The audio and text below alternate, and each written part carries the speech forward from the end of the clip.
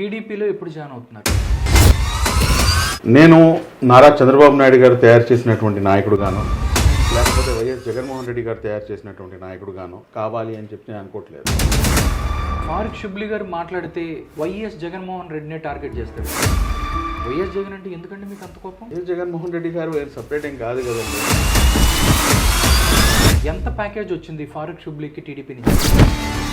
మొత్తం కబోర్డ్లన్నీ నిండిపోయి ఉన్నాయి. జగన్మోహన్ రెడ్డి ఫారూక్ షిబ్లీని జైల్లో పెట్టించాడు, ఇంకా దాడి చేయడం ఎక్కువైపోయింది. నేను లోపలికి వెళ్ళినంత వరకు నాకు తెలియదు మీరు నాపై 307 పెడుతున్నారు అని. నేను ఎప్పుడు జీవితంలో నేను స్టేషన్ ఎక్కడ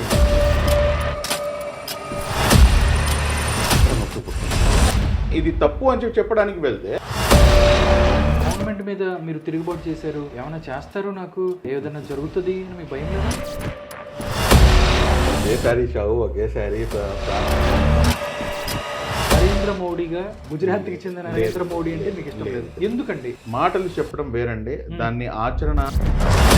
హిందువులకి ఆవు అనేది ఒక అమ్మ లాంటిది, ఒక దేవతలా కొలుస్తారు. 80% ఆఫ్ ద పీపుల్ గోమాతని మీరు పూజిస్తారు. మీరు తింటారండి? అంటే నేను తింటాననే ఆన్సర్ ఇస్తాను. ఫారూక్ షిబ్లీ గారు మాట్లాడితే వెరైటీగా ఉంటుంది. నా పేరు ఫారూక్ షిబ్లీ. బీజేపీ అంటే కూడా ఆయనకి పడదు. తప్పు ఎవరు చేసినా తప్పు. పాలస్తీన్ ఇజ్రాయెల్ ఇష్యూని చూడండి సార్, అది మీరు చాలా పెద్ద హిస్టారికల్ ఇష్యూని మీరు లేవది. దాదాపు దానికి 5700. ఫారూక్ షిబ్లీ చాలా తెలివైన వాడు. పరాయి మతస్థుల దగ్గరికి వెళ్ళి వాళ్ళకి భోజనాలు పెడతారు, వాళ్ళతో ములాఖాతులు చేస్తారు. చూసే కళ్ళు పచ్చకామెల్లో వచ్చినాడికి లోకం. ఏదైనా పార్టీలో జాయిన్ అయిన తర్వాత ఫారూక్ షిబ్లీ ఇలాగే ఉంటాడా? వైఎస్ జగన్మోహన్ రెడ్డి గారు వచ్చి షిబ్లీ బాయ్ ఇక్కడి నుంచి పోటీ చేయాలి మరి అని అంటే తిరస్కరిస్తారు. నియోజకవర్గాలు ఇన్ఛార్జీలు మారుస్తున్నాము. రాష్ట్రంలో ప్రజలు కోరుకుంటుంది ముఖ్యమంత్రిని మార్చాలని కదా. రాజమౌళి సినిమాలో ఈగలాంటి వాళ్ళు, ఈగలాంటి క్యారెక్టర్ ఇలా జీవితంలో ఎప్పుడన్నా ఒక్కొక్కసారి పూర్తిగా చెప్పాల్సిందే అంటే మట్టుకు నేను చెప్పను. ఏం పీక్కుంటావు పీక్కు అంట. నువ్వు తప్పకుండా చెప్పాల్సిందే అంటే నేను చెప్పను.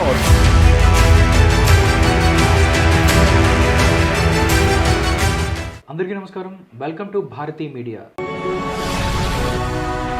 దేశ జనాభాలో 20% ముస్లింలున్న నాయకులను లెక్క పెట్టుకుంటే ఒక 10 మంది ఉంటారు.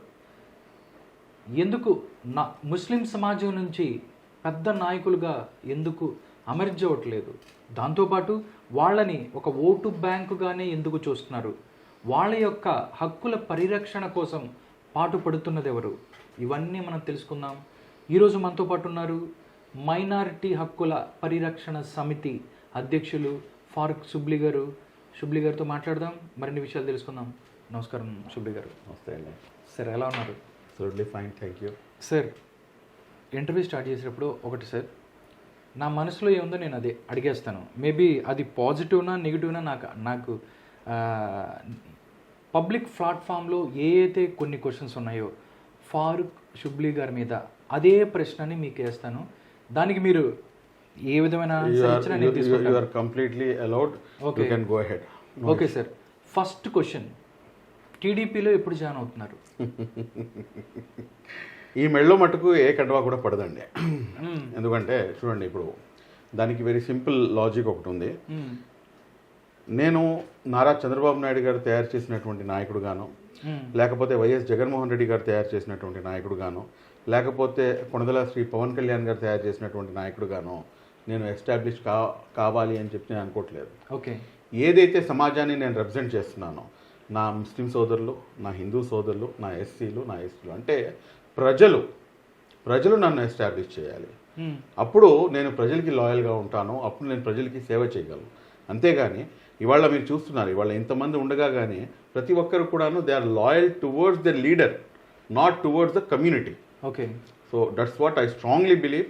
So that's why I don't want to join any political party. I will be on a neutral platform. Definitely neutral platform అని చెప్పేసి నేను వేరే పార్టీకి సపోర్ట్ చేయాలంటే definitely I will support. Okay, but I have that right, ఆ constitutional right నాకుంది.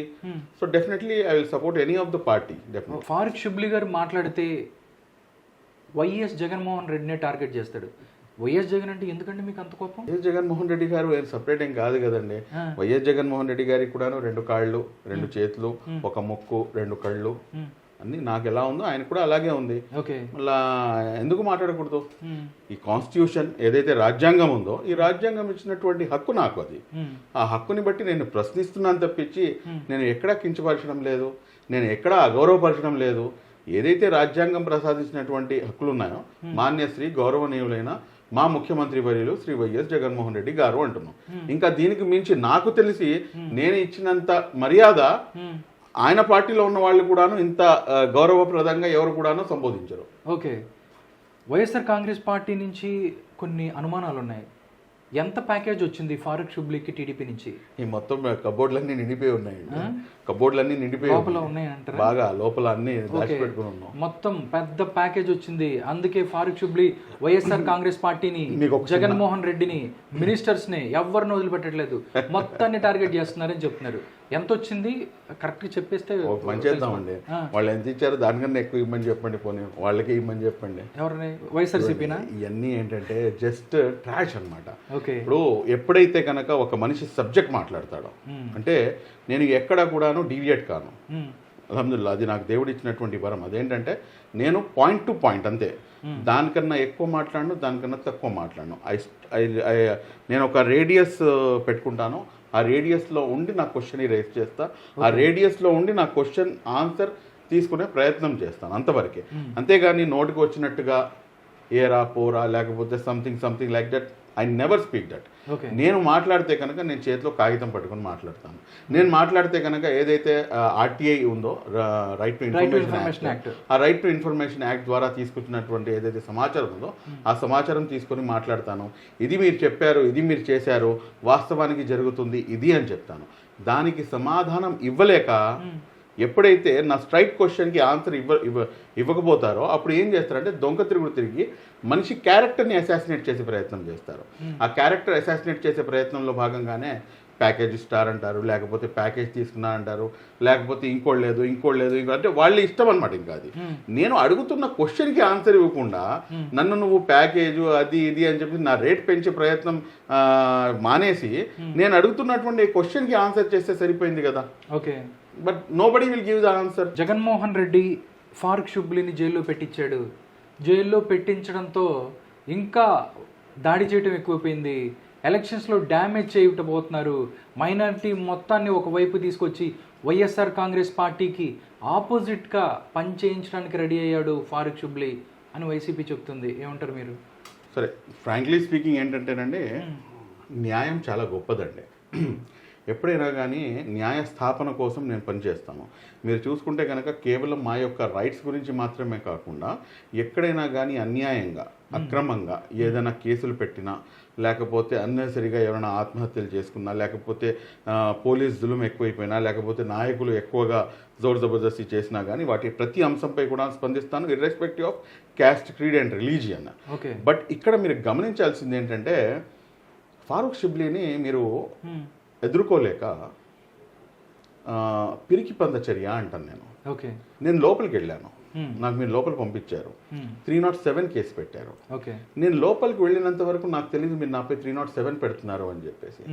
But నేనేదో నేను పాజిటివ్ మూడ్లోనో, నేను ఎప్పుడు జీవితంలో నేను స్టేషన్ ఎక్కని వాడిని, నా జీవితంలో ఎప్పుడు నాపై ఎఫ్ఐఆర్ లేనటువంటి వ్యక్తిని, అలాంటిది నాపై డైరెక్ట్గా 307 పెట్టి తీసుకెళ్ళి నాపై కడప సెంట్రల్ జైల్లో వదిలేసిన తర్వాత అక్కడ ఎవరైతే ఇన్స్పెక్టర్స్ ఉంటారో వాళ్ళు వదిలేసి లోపల హ్యాండ్ ఓవర్ చేసి బయటికి వెళ్తూ మళ్ళీ తిరిగి వచ్చారు. పేర్లు చెప్పాల్సిన అవసరం లేదు. మళ్ళీ తిరిగి లోపలికి వచ్చి నా రెండు చేతులు తీసుకొని కళ్ళకి పెట్టుకుని దయచేసి మన్నించండి గురుగారు, ఇది మాకు పొలిటికల్గా జరిగింది తప్పించి మీరు చూస్తే మట్టుకు మీరు ఎక్కడ ఎంతో మర్యాదగా ఎంతో సొఫిస్టికేటెడ్గా మీరు బిహేవ్ చేస్తున్నారు, కంప్లీట్గా ఆధ్యాత్మికంగా ఉన్నారు, మీ ఉసురు మాకు ఎక్కడ తగిలిద్దో అని చెప్పేసి మేము భయపడి అతని కళ్ళెమ్మట నీళ్ళు వచ్చిన నీళ్లు ఈ చేతులకి తాకిందండి. ఇది నేను చేసిన పాపం. ఈ ఏదైతే నా కళ్ళెమ్మట అయితే నీళ్ళేం రాలేదండి దేవుడి దయ వల్ల, కానీ చేసినట్టు కాబట్టి ఇక్కడ నొప్పి పుట్టింది. ఇక్కడ ఎప్పుడైతే నొప్పి పుట్టిద్దో దాని యొక్క పర్యావసనము మీకు ఇహ పర 2 లోకాల్లో కూడా దొరుకుతుంది. అది నేను చేసినా చేయకపోయినా. అల్లామా ఇక్బాల్ అని చెప్పేసి చాలా పెద్ద, అది మన సారే జహాं से अच्छा హిందూ సీతా హమారా ఒక బెస్ట్ పోయం, అది మన నేషనల్ సాంగ్ కూడాను. ఆయన ఒక మాట అంటాడు, దిల్ సే జో ఆహ్ నికల్తీ హై అసర్ రక్తీ హై పర్ నహీ మగర్ తాకతే పర్వాజ్ రక్తీ హై అని. అంటే మనసులో నుంచి వచ్చినటువంటి ఏదైతే బాధ ఉంటుందో దానికి రెక్కలు ఉండవు, కానీ అది 7వ ఆకాశాన్ని దాటి పైకి వెళ్ళిపోతుంది అని చెప్పేసి. కాబట్టి ఆ బాధ ఏదైతే ఉందో ఆ బాధని నాకు చూపించారు. అవసరమే లేదు, నేను చేసిన తప్పేంటి అనేది లోపలికి వెళ్ళిన తర్వాత ప్రతి ఒక్కరూ వచ్చి ఇంట్రొడ్యూస్ చేసుకున్నారు. మేము ఇది చేసాం, మేము ఇది చేసాం, మేము ఇది చేసాం. మొత్తం అయిపోయిన తర్వాత మీరేం చేశారు నవాబ్ గారు, మీరేం చేశారు సాహిబ్ గారు అంటే నాకు క్వశ్చన్కి ఆన్సర్ దొరకలే నాకు. దాని తర్వాత నా యొక్క కాన్ఫిడెన్స్ ఏదైతే అధోపాతాళంలో ఉందో ఆ అధోపాతాళంలో ఉన్నటువంటి కాన్ఫిడెన్స్ లెవెల్స్ 7వ ఆకాశానికి ఎక్స్పర్ట్ని.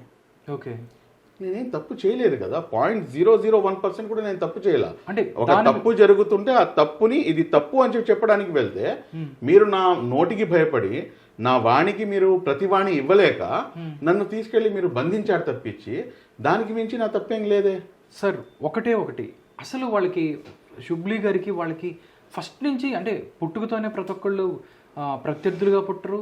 అసలు ఎక్కడ మొదలైంది ఇది? అసలు ఆ కేసుకి సంబంధించి మీరు అసలు ఎక్స్పెక్ట్ చేశారా ఇలాగా జైలుకి వెళ్తానని? లేదు సార్, యాక్చువల్గా ఏంటంటే ఆఫ్టర్ 2019 నేను గత ప్రభుత్వాన్ని నేను చాలాసార్లు నేను ఒక మాట అనేవాడిని, ఈ కళ్ళు నెత్తికెక్కినాయి అని చెప్పేసి గత ప్రభుత్వాన్ని. గత ప్రభుత్వం అంటే తెలుగుదేశం ప్రభుత్వాన్ని కూడా మీరు ప్రశ్నించారు చాలా బ్రహ్మాండంగా. బట్ ద థింగ్ ఏంటంటే ఆ టైంలో నేను ఇంత ఎక్స్పోజర్ లేదండి నాకు. ఫ్రాంక్లీ స్పీకింగ్ మనం ఓపెన్ గా మాట్లాడుకున్నాం, తప్పేం లేదు. సో అప్పుడు ఫారూక్ షిబ్లీ అంటే జస్ట్ సోషల్ మీడియా అంతవరకు, జస్ట్ ఒక కన్సర్న్ పీపుల్ అంతవరకే ఉంది. బట్ నెమ్మదిగా మన మీడియా ద్వారా కానీ సోషల్ మీడియా ద్వారా కానీ లేకపోతే మనం చేస్తున్నటువంటి యాక్టివిటీస్ వల్ల కానీ ఎక్స్పోజర్ పెరిగింది. సో కాబట్టి ఇవాళ మీకు అది ఎక్కువగా కనిపించవచ్చు. బట్ అప్పుడు టీడీపీ హయాంలో కూడా మేము ప్రశ్నించిన వాళ్ళమే, ఏమి కూడా గమ్మున కూర్చున్న వాళ్ళమేం కాదు. ఆ రోజు మనం ఆ మాట అనేవాళ్ళు. కానీ 2019 ఎలక్షన్ జరిగి వీళ్ళు అధికారంలోకి వచ్చిన తర్వాత నాకు అర్థమైంది అదేమిటంటే వాళ్ళ కళ్ళు కేవలం నెత్తికి మాత్రమే ఎక్కినాయి, వీళ్ళ కళ్ళు 7వ ఆకాశానికి ఎక్కినాయి అని చెప్పేసి.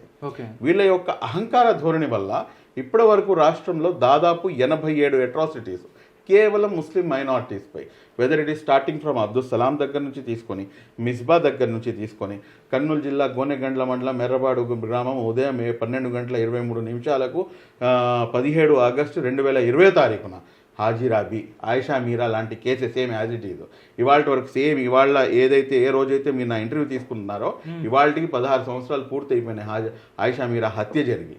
ఇవాళకి కూడా ఎవరు హత్య చేశారో తెలియదు. సేమ్ అదే ఇష్యూ ఆ కడప జిల్లాలో జరిగినటువంటి హాజీరాబీ అంశంది కూడాను. ఎందుకని చెప్పేసి మీరు చెప్పారు, ఎందుకని చెప్పేసి మీరు దానిపై మీరు ఎవరు హత్య చేశారో తెలియచేయరు. కనీసం ఎఫ్ఐఆర్ కాపీ కూడా ఇవ్వలేరు. మీరు ఎఫ్ఐఆర్ కాపీ అడిగితే నోట్లో పళ్ళు రాలగొడతాను పోయే ఇక్కడ నుంచి అని చెప్పేసి బయటికి తరిమేసినటువంటి సంఘటనలు ఇటువంటి 1 కాదు 2 కాదు 3 కాదు. మా వక్ఫ్ ఆస్తుల పరిరక్షణ కోసం అని చెప్పేసి బయటికి వెళ్తే అటు మీరు మా మంత్రాలయం కాన్స్టిట్యూన్సీలో ఒకరు, దాని తర్వాత నర్సరావుపేటలో ఒకళ్ళు మన ఇబ్రాహీం గారు అని చెప్పేసి ఇద్దరిని దిందహాడే అంటే పట్టపగలు మీరు హత్య చేసి చంపేస్తారు. ఇవన్నీ జరుగుతున్నప్పుడు నేను క్వశ్చన్ చేయాలా లేదా? నేను క్వశ్చన్ చేయాలా లేదండి? ఇది జరుగుతుంది తప్పు అని చెప్పేసి మీరు మంచి చేస్తే మంచి అని చెప్పేసి చెప్దామని చెప్పేసి టార్చ్లైట్ వేసి ఎతుకుతున్నాం. మీరు ఇంతకు ముందు సంఘటనలు జరగలేదా అంటే ఇంతకు ముందు ఇంత దారుణమైన సంఘటనలు జరగలేదు అంటున్నా నేను. ఇంతకు ముందు కూడా జరిగినాయి సంఘటనలు, కానీ దానికి యాజ్ ఇట్ ఈస్గా అప్పుడు ఉన్నటువంటి ప్రభుత్వాలు స్పందించేవి. ఇవాళ స్పందన ఎక్కడ ఉంది? మీరు అందరూ కూడా ఉత్సవ విగ్రహాల్లో తయారై కూర్చున్నారు. మీరు ఆయా సామాజిక వర్గాలకి చెందినటువంటి నాయకులు, ఆయా సామాజిక వర్గాలకి చెందినటువంటి ఎమ్మెల్యేలు, ఎమ్మెల్సీలు, లేకపోతే డిప్యూటీ సీఎంలు మీరు ఏం చేయడానికి కూర్చొని లిటరల్గా చెప్పాలంటే గాడిద పళ్ళు ఉన్నటువంటి అవి తోవడానికి మాత్రం ఇంకా దేనికి పనికిరారు. అక్కడి నుంచి మొదలైంది. జైలు ఎలా ఉంది సార్? లోపల ఎన్ని రోజులు ఉన్నారు? ఎలా ఉంది? 4 nights 5 days అండి. ఎలా అనిపించింది మీరు ఆ టైంలో? 4 days స్టేట్ ఆఫ్ మైండ్ ఎలా ఉంది? లేదండి, నిజంగా ఏదైతే ఒక ప్లేస్ నేను వదిలేశాను పని చేయటానికి, ఇక్కడ కూడాను పని చేసి ఉండాల్సింది అని చెప్పేసి ఒక ఫీలింగ్ మిగిలిపోయేది. ఆ ఫీలింగ్ కూడాను దేవుడి వల్ల నెగిటివ్, మనం నెగిటివ్ నుంచి కూడాను పాజిటివ్ తీసుకునే మనుషులమండి. ఎందుకంటే అక్కడికి వెళ్ళిన తర్వాత అక్కడ కడప సెంట్రల్ జైల్లో ఉన్నటువంటి ఆ ఖైదీలు ఎదుర్కొంటున్నటువంటి సమస్యలు, అక్కడ ఎంతో మంది అమాయకులు పాపం వాళ్ళ దగ్గర 10,000, 15,000, 20,000, 25,000 ఇలా లేక అనేక మంది అక్కడ జైళ్లలో మగ్గిపోతున్నటువంటి వారు. అదే విధంగా అక్కడ ఇంకా ఏమంటారు, ఈ రంజాన్ లో ఎందుకంటే కడప సెంట్రల్ జైలు కాబట్టి అటు రాయలసీమ ప్రాంతం వాళ్ళు, రాయలసీమలో కంపారిటివ్లా కోస్టల్ ఆంధ్ర కన్నా కంపారిటివ్లీ ముస్లిమ్స్ ఎక్కువ, అక్కడ కాస్త ముస్లిం ఖైదీలు కూడాను ఆ కడప సెంట్రల్ జైల్లో ఎక్కువ ఉన్నారు. ఆ రంజాన్ నెలలో వాళ్ళకి కావాల్సినటువంటి ఏదైతే సెహరీ మరియు ఇఫ్తారికి కావాల్సినటువంటి అంశాలు, ఇలాగ అనేకమైనటువంటి విషయాలు నా దృష్టికి వచ్చినాయి. నేను బయటకు వచ్చిన తర్వాత వాటన్నింటినీ కూడా టేకప్ చేసి వాటన్నింటినీ కూడాను లాస్ట్ 2 years నుంచి ఆ పని కూడా చేయడం జరుగుతుంది. ఓకే, ఫారూక్ షిబ్లీ గారు చూసుకుంటే సోషల్ మీడియాలో ఒక అనర్గళంగా ఉర్దూలో కాదు తెలుగులో ఒక బ్రాహ్మణులాగా మాట్లాడగలుగుతాడు. అసలు అందరికీ ఒక డౌట్ ఉంది, ఫారూక్ షిబ్లీ నేపథ్యం ఏంటి, ఏం చదువుకున్నాడు, తల్లిదండ్రులు ఎవరు, ఎలా ఏంటనేది ఒకసారి తెలుసుకోవాలని మీరు చెప్పొచ్చు కదా మాకు. సమాజం నేర్పించిందండి. నేను చదువుకుంది పెద్ద చదువేం కాదు, నేను జస్ట్ ఆఫ్టర్ ఆల్ ఒక డిగ్రీ కంప్లీట్ చేశాను. అంతకు మించి నేను పెద్ద పెద్ద చదువులు అయితే ఏం చదవలేదు, కానీ సొసైటీని చదివానండి. ఏదైతే తప్పులు ఉన్నాయో, ఏదైతే ఈ సమాజంలో జరుగుతున్నటువంటి రుగ్మతలు ఏదైతే ఉన్నాయో అవన్నీ కూడా వాటిపై స్పందిస్తూ మాత్రమే జరిగింది. బట్ వన్ థింగ్ ఏంటంటే నేను తెలుగు మీడియం అండి, 10th క్లాస్ వరకు నాది తెలుగు మీడియం. తెలుగు మీడియం అంటే ఫస్ట్ లాంగ్వేజ్ ఉర్దూ ఉండేది, బట్ నాదైతే తెలుగు మీడియం నాది. బట్ ఒకటైతే మీకు చెప్పగలనండి, చాలా మందికి జనరల్ గా చికెన్ బిర్యానీ అంటే మక్కువ ఉంటుంది, అంటే కడుపు నిండా తింటారు. నేను తెలుగులో మాట్లాడితే నాకు కడుపు నిండిద్దండి. అది మనకి ఇక్కడ ఉన్నటువంటి ఆ భాష ప్రభావం అలాంటిది. అది నేను ఉర్దూలో ఎంత స్పష్టంగా ఎంత ఇదిగా మాట్లాడుకున్నా కానీ ఆ తెలుగులో మాట్లాడుకుంటే ఏంటంటే ఆ రకమైనటువంటి మా ఓన్నెస్ అనేది వచ్చేది. నా భాష ఇది, నేను ఇక్కడ వాడిని అన్న ఒక ప్రౌడ్ ఫీల్ అనేది ఆ భాషలో ఉంది. ఓకే సార్, ఇంకొకటి అసలు ఫారూక్ షిబ్లీ గారు మాట్లాడితే వెరైటీగా ఉంటుంది. బీజేపీ అంటే కూడా ఆయనకి పడదు.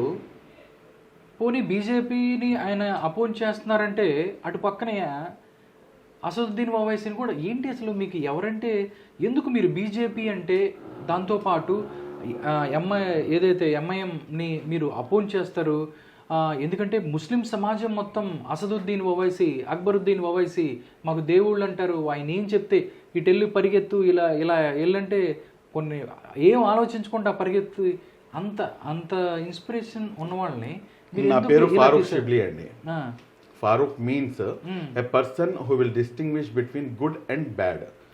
తప్పు ఒప్పు మధ్యలో ఆ డిఫరెన్షియేట్ చేసి చూపించేవాడు పేరే ఫారూక్. కాబట్టి నాకు తెలిసి ఆ పేరులో ఉన్నటువంటి ఏదైతే ఆ పవర్ ఉందో అది మనలో వచ్చిందేమో. నాకైతే నా కంటికి అది మీది తినాలి నాది తినాలి అనేది నాకు నచ్చవు. అది మన మైండ్లోనే లేవు. దాన్ని కంట్రోల్ డిలీట్ చేసి మా నాన్న మా తల్లిదండ్రులు ఎప్పుడో దాన్ని పోగొట్టి చేశారు. తప్పు ఎవరు చేసినా తప్పే. తప్పు నా కొడుకు చేసినా, నా అన్నదమ్ములు చేసినా, ఎవరు చేసినా కానీ తప్పే. ఇప్పుడు ఈరోజు మీరు ఇక్కడ చూడాల్సింది, మనం irrespective of caste, creed and religion అంటున్నాం. మరి అలాంటప్పుడు నా మతం వాడు చేస్తే అది ఒప్పేలాగైపోతుంది, అవతల మతం వాడు చేస్తే అది తప్పేలాగైపోతుంది. అలా ఉండదు కదా. సో యాక్చువల్గా ఏంటంటే ఈ సెక్యులరిజానికి మీనింగ్ చేంజ్ చేసి పెట్టేశారు. సెక్యులరిజం అంటే ఏంటి అనేది ఈరోజు ఎలా అయిపోయిందంటే, నా ఆచార ఆహార వ్యవహారాలు నా ఏదైతే ఉన్నాయో మీరు టోపీ పెట్టుకొని మీరు షేర్వాణి ధరించి వస్తే మీరు సెక్యులర్. నేను నమ్మనండి దాన్ని. నేనేమంటాను, నేను ఇలా ఉన్నాను కదా, నేను మీకు టోపీ పెట్టను, నేను మీకు షేర్వాణి కూడా ఇవ్వను. మీ బొట్టు మీరు పెట్టుకోండి, మీ జంజం మీరు వేసుకోండి, మీకు ఏదైతే మీ వస్త్రధారణ ఉందో దాన్ని మీరు పాటించండి. నా ఆచార వ్యవహారం ఏదో నేను దీన్ని పాటిస్తాను, మీరు నన్ను గౌరవించండి, నేను మిమ్మల్ని గౌరవిస్తాను. అది సెక్యులరిజం. అంతేగాని నాకు వచ్చేసి మీరు బొట్టు పెడితే ఎందుకు పెట్టించుకోవాలి బొట్టు, మీరు టోపీ ఎందుకు ధరించాలి? ఇదంతా ఏంటంటే ఓవర్ యాక్టింగ్స్ అండి. ఇవన్నీ ఏంటంటే దాన్ని సమాజంలో ఏంటంటే ఒక రకంగా ఆ రాజకీయ లబ్ధి కోసం చేసేటటువంటి పనులు. ఇవన్నీ నేను ఇలాగే మాట్లాడతాను, ఎందుకంటే నాకు అది తప్పు అనిపిస్తుంది. నేను మాట్లాడే మాటలకి, నేను చేసే దీనికి అనేకమైనటువంటి వాళ్ళు మీరు మాట్లాడుతుంది కరెక్ట్ అండి, మీరు లేట్ అయినా కానీ ఖచ్చితంగా ఇది సమాజంలోకి వెళ్ళాల్సినటువంటి అవసరం ఉంది అని అనేక మంది నన్ను వెన్ను తట్టి భుజం తట్టి ముందుకు ప్రోత్సహించిన వాళ్ళే. ఓకే, మీరే చెప్పారు దగ్గరగా 67 మందిని చంపేస్తే దిక్కులేదు మాట్లాడేవాళ్ళు మైనారిటీలు అని అన్నారు. అంటే మీరు పెద్ద ఏదైతే ఆంధ్రప్రదేశ్లో వైఎస్ జగన్ గవర్నమెంట్ మీద మీరు తిరుగుబాటు చేశారు, ఎప్పుడైనా కానీ ఏమైనా చేస్తారు, నన్ను ఇలా ఏదైనా జరుగుతుంది అని మీకు భయం లేదా? అయ్యా, ఒకేసారి చావు ఒకేసారి ప్రాణం అండి. చావుని భయపడితే ఇంకేముంటుంది సార్ చెప్పండి. ఎందుకంటే బెదిరింపులేనా, బెదిరించడమో లేకపోతే ఇండైరెక్ట్ డైరెక్ట్ అండ్ ఇండైరెక్ట్ గా కూడా బెదిరించడం అన్ని జరిగినాయి. అంటే నేను చాలా భయపడతాను సార్, నేను చాలా భయపడతాను. నాకు చాలా భయం అనేది ఉంది దేవుడు అంటే భయం మనసులో. ఆ లోపల మనసులో ఏంటంటే ఒకే భయం అనేది ఇమిడగలదు. ఒక భయం మాత్రమే లోపల ఇన్సెట్ అవుతుంది. ఒకేసారి రెండు భయాలు అనేవి ఇన్సెట్ కావు. నా మనసులో దేవుడి భయం చాలా ఎక్కువగా ఉంది. తప్పు చేయకూడదు, తప్పు మాట్లాడకూడదు, అట్లీస్ట్ మీతో మాట్లాడుతున్నా మీ మనసు నొప్పించకూడదు. దీనికన్నా ఇంకా గొప్ప నాకు తెలియదు. So these are the minimum requirements for a good human being. So దాన్ని నేను ఫాలో అవుతాను. నాకు ఆల్రెడీ భయం ఉంది, కాకపోతే ఆ దేవుడిది ఉంది. అక్కడ తీసుకొచ్చి ఇంకోళ్ళది ఎవరిదో భయం మీరు ఇన్సర్ట్ చేస్తానంటే అక్కడ అవకాశం లేదు. అక్కడ చాలా ప్రయత్నాలు చేసుకున్నారు, బట్ అది సహజమే కదా సార్. అది ఇలాంటి ప్రభుత్వంలో జరగకుండా ఎందుకు ఉంటాయి చెప్పండి? ఖచ్చితంగా జరుగుతాయి. కాకపోతే మనకి ఇవన్నీ కూడాను ఇదేం లేదు. బట్ నా ప్రికాషన్స్, నేను తీసుకోవాల్సినటువంటి జాగ్రత్తలు నేను తీసుకుని నేను ముందుకు వెళ్తాను అంతే. ఓకే, 2024 ఎలక్షన్స్ రాబోతున్నాయి. ముస్లిం సమాజానికి ఏం చెప్పబోతున్నారు? చాలా ఓట్లు అంటే వాళ్ళని ఓటు బ్యాంక్గానే చూస్తున్నారు. ఇక్కడ విజయవాడలో కూడా చాలా మైనారిటీకి సంబంధించిన చాలా ఓట్లు ఉన్నాయి. మీరేం చెప్పబోతున్నారు? మీ పయనం ఎటు? అంటే వాళ్ళని ఎలాంటి వ్యక్తులకు ఓటు చేయమని మీరు చెప్పగలుగుతారు? చూడండి, ఒకటి చెప్తాను సార్ నేను మీకు. కేవలం నేను నా థింకింగ్ ఎలా ఉంటుందంటే కేవలం మైనారిటీ అని చెప్పి మాత్రమే నేను మాట్లాడను. కాకపోతే నేను ఆ సామాజిక వర్గం నుంచి ఉన్నాను కాబట్టి నాపై ఆ సామాజిక వర్గానికి చెందినటువంటి ఏదైతే హక్కులు ఉన్నాయో ఆ హక్కుల సాధన కోసం నాపై కొన్ని ఇష్యూస్ ఉంటాయి. కాబట్టి నేను వాటిని అడ్రస్ చేయాలి, మైనారిటీ హక్కుల పరిరక్షణ సమితి. బట్ ప్రత్యేకంగా మేము కోరుకునేది ఏంటంటే రాష్ట్రం సుభిక్షంగా ఉండాలి, రాష్ట్రం సస్యశ్యామలంగా ఉండాలి, రాష్ట్రం దినదినాభివృద్ధి వైపుకు పయనించాలి. అప్పుడు మాత్రమే రాష్ట్రంలో ఉన్నటువంటి అన్ని వర్గాల ప్రజలు కూడాను సస్యశ్యామలంగా ఉంటాం, అందరూ హ్యాపీగా ఉంటాం. అందులోనే మేము మైనార్టీలు కూడా ఉంటాం. అంతేగాని ప్రత్యేకంగా మైనార్టీలు అన్న పదం నేను అక్కడ యూజ్ చేయను. నంబర్ 1. నంబర్ 2, ఇవాళ ఏదైతే రాజకీయ, ఆర్థిక, సామాజిక, విద్యా పరమైనటువంటి ఏదైతే హక్కులు ఉన్నాయో వాటిని ఈరోజు మనం సాధించుకోవాల్సినటువంటి అవసరం ఉంది. ఎస్పెషల్లీ మీరు రాజకీయ రంగంలో మీరు ఆంధ్ర రాష్ట్రంలో చాలామంది ఏమంటారంటే ఆంధ్ర రాష్ట్రం విడిపోయిన తర్వాత, తెలంగాణ విడిపోయిన తర్వాత ఆంధ్ర రాష్ట్రంలో ముస్లిం మైనారిటీల జనాభా చాలా తక్కువ అని. But that is absolutely wrong perception. But whereas when compare to మీరు చూస్తే కనుక మీరు దాదాపు 75 నియోజకవర్గాలు, 20,000 కన్నా ఎక్కువ జనాభా ఉన్నటువంటి ప్రాంతాలు 75 నియోజకవర్గాలు ఉన్నాయి ఆంధ్రప్రదేశ్లో. 30 నియోజకవర్గాలు ఎలాంటివి ఉన్నాయంటే 50,000 కన్నా ఎక్కువ ఓట్లు ఉన్నటువంటి నియోజకవర్గాలు ఉన్నాయి. అందరికన్నా హైయెస్ట్ నియోజకవర్గం కర్నూలు నియోజకవర్గం. 124,000 ఓట్లు కేవలం ఒక కర్నూలు నియోజకవర్గంలోనే ముస్లింలు అక్కడ ఉన్నారు. దాని తర్వాత మీకు రాయచోటి ఉంది, దాని తర్వాత మీకు నంద్యాల ఉంది, కడప ఉంది. కడప సెకండ్ ప్లేస్ వచ్చింది, దాని తర్వాత ఈ రెండు వస్తాయి. దాని తర్వాత మీకు నెల్లూరు ఉంది, అనంతపూర్ ఉంది, కదిరి ఉంది. ఈ రకంగా చూసుకుంటూ పోతే కనుక ఈ లిస్ట్ మీకు ఆల్మోస్ట్ టాప్ 30 కాన్స్టిట్యున్సీస్ లో 50,000 కన్నా ఎక్కువ ఓట్లు ఉన్నాయి. మీకు అక్కడ హైదరాబాద్ కి, తెలంగాణకి, ఇక్కడ ఆంధ్రాకి కంపేర్ చేసుకుంటే అక్కడ ఇక్కడ ఉన్నటువంటి డిఫరెన్స్ ఏంటంటే హైదరాబాద్ అన్న ఒక ప్రాంతంలో కన్సాలిడేట్ అయ్యి ఉన్నాయి ఓట్లు ముస్లిమ్స్వి. బట్ ఇక్కడ వచ్చేటప్పటికి ఏంటంటే డిఫరెంట్ ప్రాంతాల్లో స్ప్లిట్ అయ్యి ఉన్నాయి. దానివల్ల ఏంటంటే ఆ కాన్సన్ట్రేషన్ అనేది తగ్గింది. బట్ జనాభా అయితే ఉంది. బట్ కాకపోతే ఏంటంటే అలా హైదరాబాద్ లాగా ఒకే చోట లేవు. కాబట్టి మనకి ఇక్కడ ఏంటంటే ఇది అర్థం కావట్లేదు. రెండవది ఏంటంటే అక్కడలాగా మనకి వేరే రాష్ట్రాల్లాగా ఇక్కడ మనకి ఏంటంటారు మత సామరస్యం చాలా ఎక్కువ. ఏదైతే సహనం ఉందో ఒక మతస్థుడిని వేరే మతస్థుడు ఏదైతే సహనంగా అతను రిసీవ్ చేసుకునే మెంటాలిటీ కానివ్వండి, ఇదంతా కూడాను మనకి ఇక్కడ ఆంధ్ర రాష్ట్రంలో ఎక్కువ. కాబట్టి మనం ఎప్పుడు కూడాను కోరుకునేది ఏంటంటే మనకి ఖచ్చితంగా ఏదైతే రాజ్యాంగపరంగా, విద్యాపరంగా, ఆర్థికంగా, సామాజికంగా రావాల్సినటువంటి హక్కులను మేము సంపాదించారు. ఒక 3 వర్డ్స్ చెప్తాను, ఆ 3 వర్డ్స్లో మీరేం చూజ్ చేసుకుంటారు? అల్లాహు అక్బర్, జై శ్రీరామ్, జై హింద్. ఈ మూడులో మీకు ఇష్టమైన వర్డ్ ఏంటి? మూడు చెప్పాల్సి వచ్చి మూడు చెప్పగలుగుతారా? ఏది చెప్పడానికి మీకు చాలా ఇష్టం? నేను జై హిందీ మాత్రమే నేను చూస్ చేసుకుంటానండి. ఓకే. నేను యాజ్ ఏ ఇండియన్ ముస్లిం, నేను ఫస్ట్ ఇండియన్ని, దాని తర్వాత ముస్లింని, దాని తర్వాత నేను ఇండియన్ ముస్లింని. మేము బయటకు వచ్చినప్పుడు మాత్రమే మేము ఇండియన్. లోపలికి వెళ్ళిన తర్వాత నీ యొక్క మతాన్ని నువ్వు ఆరాధించుకో, అందులో డౌట్ లేదు. కానీ నువ్వు బయటకు వచ్చిన తర్వాత మట్టుకు నువ్వు ఒక భారతీయుడిగా ఉండు. జై హింద్ అని చెప్పేసి నువ్వు చెప్పు, అంతవరకే. కానీ నువ్వు జై శ్రీరాము అవసరం లేదు, అట్ ద సేమ్ టైం అల్లాహు అక్బరు అవసరం లేదు. దీనికన్నా బెస్ట్ ఏంటంటే జై Hind is the best solution for everything. Okay sir, Palestine Israel ఇష్యూని చాలామంది ముస్లిం మత పెద్దలు కానీ మిగతా వాళ్ళు కూడా చాలామంది మాట్లాడుతూ ఉంటారు. అంతకుముందు పాలస్తీన్ ఎంత ఉండేది, అలా అంతంత అయిపోయి ఇంత అయిపోయింది, ఇజ్రాయెల్ మొత్తం కలిపేసుకుందని వాళ్ళు మాట్లాడుతున్నారు. కరెక్ట్గా దాని గురించి ఫారూక్ షుబ్లీ ఏం చెప్పబోతున్నారు? ఆ ఇష్యూస్ మీద మీ స్పందన ఏంటి?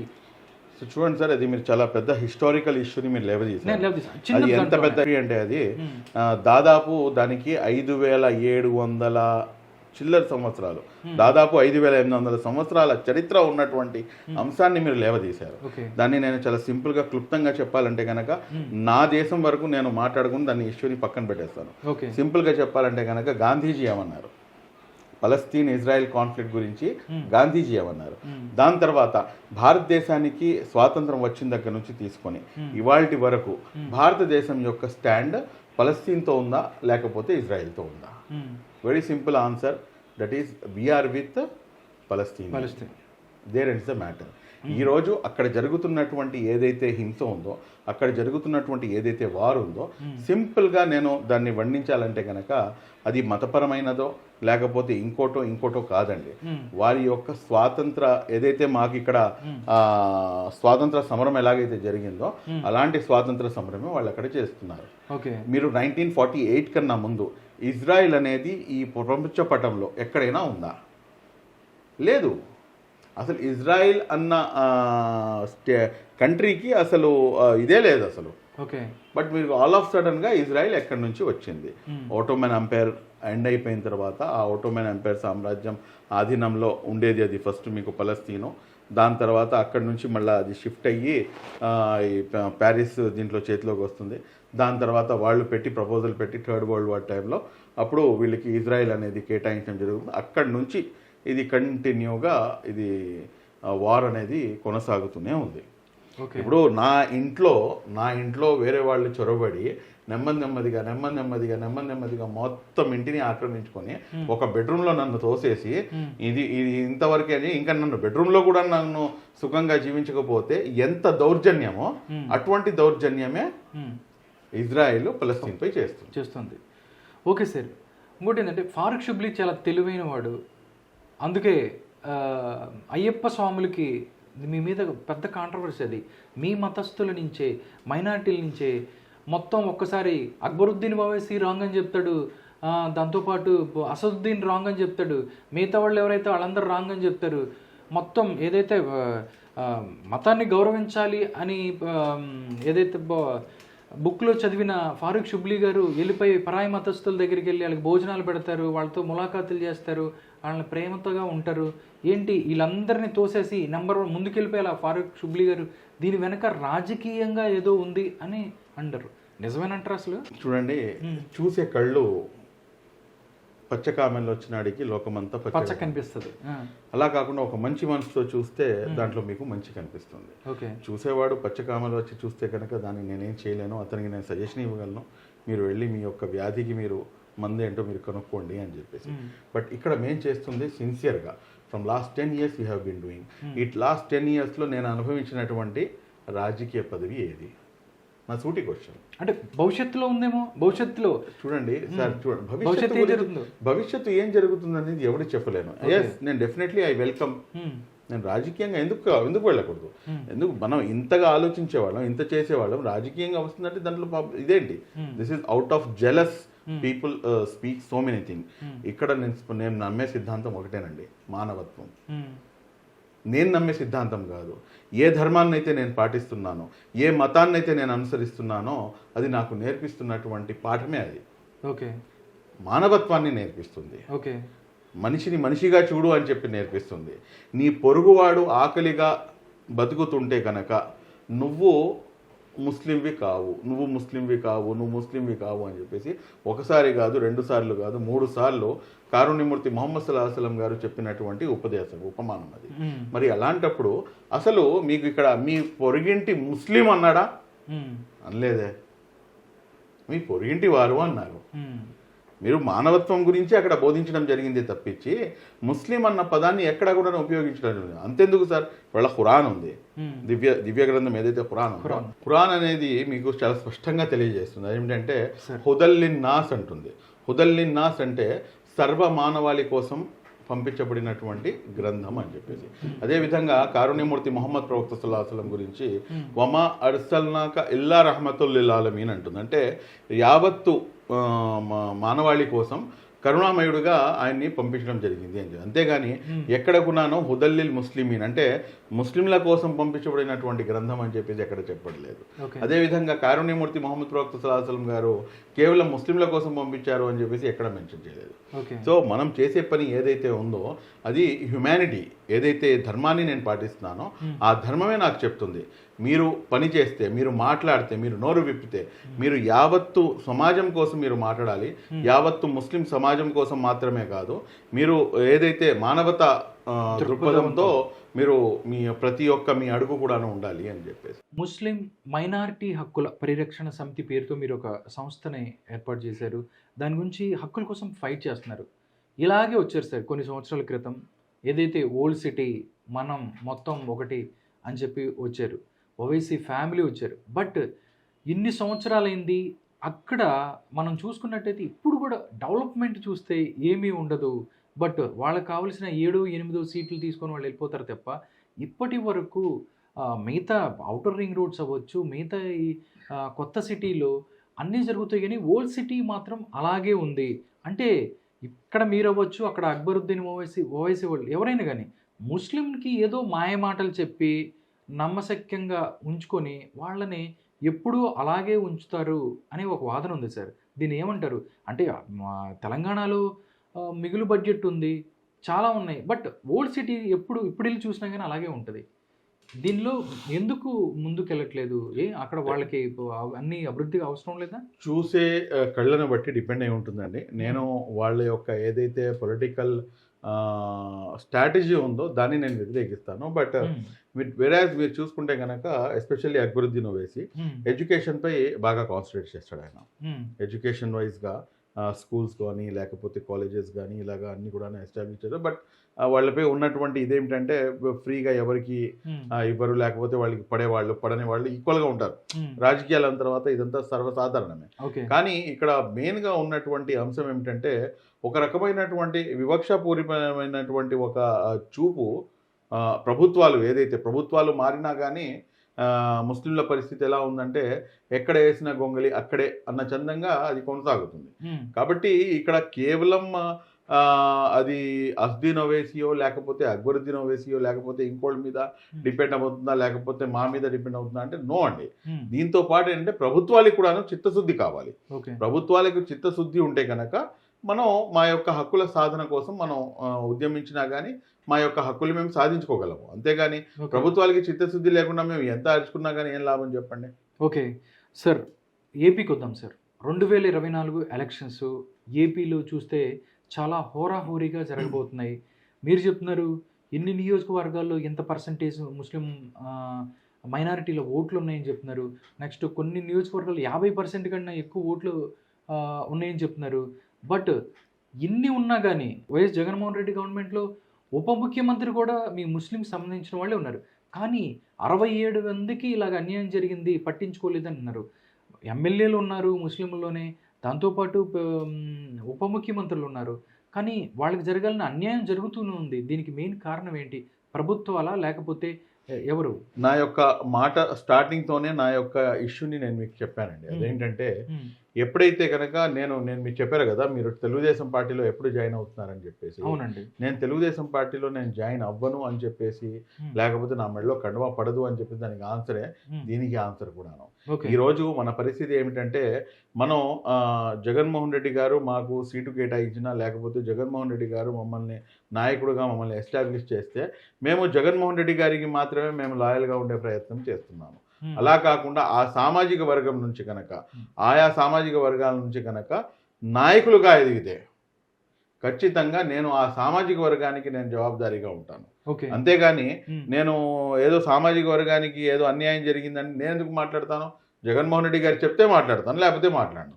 అలాగే చంద్రబాబు నాయుడు గారు చెప్తే మాట్లాడతాను, లేకపోతే మాట్లాడను. బట్ వేరాజ్ కమ్యూనిటీ నుంచి కనుక మీకు లీడర్షిప్ ఎస్టాబ్లిష్ అయితే definitely he will have an answerable to communities. So definitely he will raise the question, sir. Next ఫ్యూచర్లో ఏదైనా పార్టీలో జాయిన్ అయిన తర్వాత ఫారూక్ షుబ్లీ ఇలాగే ఉంటాడా, లేకపోతే ఇందాక చెప్పారు చూడండి, జగన్మోహన్ రెడ్డి కోసమే మాట్లాడినట్టు, చంద్రబాబు నాయుడు గారి కోసమే మాట్లాడినట్టే మాట్లాడతారా? ఇలా ఎవరికి ఆన్సరబుల్గా ఉంటాడు ఫారూక్ షుబ్లీ? చూడండి, ఒకటి నేను ఇవాళ చెప్పిన మాట అయితే ఇది 100%. రేపు షుబ్లీ ఎలా ఉంటాడా అంటే, షుబ్లీ ఇలాగే ఉండాలి అని చెప్పి మనం ఆశిద్దాం. నేను రేపు ఏమైనా మారుతానా అంటే పరిస్థితులు ఏమైనా మారవచ్చేమో, బట్ నేను దాన్ని కూడా నేనేం కేర్ చేయను. బట్ ద థింగ్ ఏంటంటే, నేను ఇలాగే ఉండే ప్రయత్నం మాత్రం ఖచ్చితంగా చేస్తాను. 100% కాకపోవచ్చు, ఎక్కడైనా కానీ ముందు వెనుక ఏమైనా అవ్వచ్చు, బట్ స్టిల్ మనమైతే కమ్యూనిటీ వైజ్గా, కమ్యూనిటీ వాయిస్గా మనం నుంచిన ప్రయత్నం అయితే 100% చేస్తాం, అందులో ఎటువంటి డౌట్ లేదు. ఓకే, సోషల్ మీడియా నుంచి బాగా పాపులారిటీ పెరిగిపోయింది. వైఎస్ జగన్మోహన్ రెడ్డి గారు వచ్చి షుబ్లీ బాయ్ ఇక్కడి నుంచి పోటీ చేయాలి మరి అని అంటారు అనుకోండి, వెళ్తారా? క్షమించండి అంటాను సార్. క్షమించండి, సారీ. ఎందుకంటే ఆయన పెద్దవారు, ఎంతైనా కానీ ఈ రాష్ట్రానికి ముఖ్యమంత్రిగా చేసిన వ్యక్తి. అలాంటి వ్యక్తి పిలిస్తే మట్టుకు అది ఖచ్చితంగా మనం గౌరవించి తీరాల్సిందే. ఖచ్చితంగా ధన్యవాదాలండి, మన్నించండి సార్ అని చెప్పి తిరస్కరిస్తాను. ఓకే, జగన్మోహన్ రెడ్డిని ఎంతైతే ద్వేషిస్తారో అంతే ద్వేషం బీజేపీ అంటే ఫారూక్ షుబ్లీకి, నిజమేనా అసలు? అంటే ఇక్కడ మీరు ఒకటి గమనించాలి సార్, ద్వేషించడానికి మన దగ్గర భారతీయ జనతా పార్టీలో నాకు ఫేవరెట్గా ఉన్నటువంటి అనేకమైనటువంటి నాయకులు ఉన్నారు.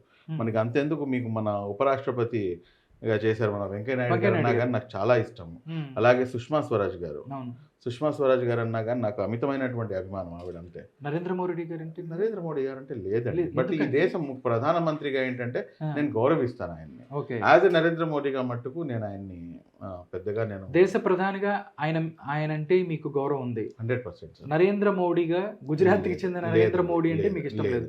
ఎందుకండి? ఒక 2 కారణాలు చెప్పగలుగుతారా? దానికి 2 కారణాలు ఏంటంటే, మాటలు చెప్పడం వేరండి, దాన్ని ఆచరణ మార్గంలో పెట్టడం వేరు. సబ్కా సాత్ సబ్కా వికాస్ సబ్కా విశ్వాస్ అన్నారు. ఈ రోజు ఎక్కడ ముస్లిం సమాజం యొక్క వికాసం ఎక్కడ జరుగుతుంది? మీరు వికాసం జరగడం తర్వాత సంగతి, ఇంతకు ముందు మౌలానా అబుల్ కలాం ఆజాద్ నుంచి ఏదైతే మాకు వచ్చేటటువంటి స్కాలర్షిప్స్ ఉండేవో ఆ స్కాలర్షిప్స్ అన్నింటినీ మీరు ఆపేశారు. 303 మంది మీ దగ్గర ఎంపీలు ఉన్నారు, రాజ్యసభలో దాదాపు 50+ ఉన్నారు. మళ్ళా మీరు ముస్లిం ఒక్క ఎంపీ అయినా కానీ మీ దగ్గర ఉన్నాడా? మళ్ళా వికాసం ఏ రకంగా మీరు వికాసం చేస్తారు? సబ్కా సాత్ అన్నారు, మీరు నా తోడ్పాటు ఎక్కడ అందిస్తున్నారు? నా స్కాలర్షిప్ని తీసేసి మీరు నా తోడ్పాటు అందిస్తానంటే ఎట్లా అందిస్తారు చెప్పండి?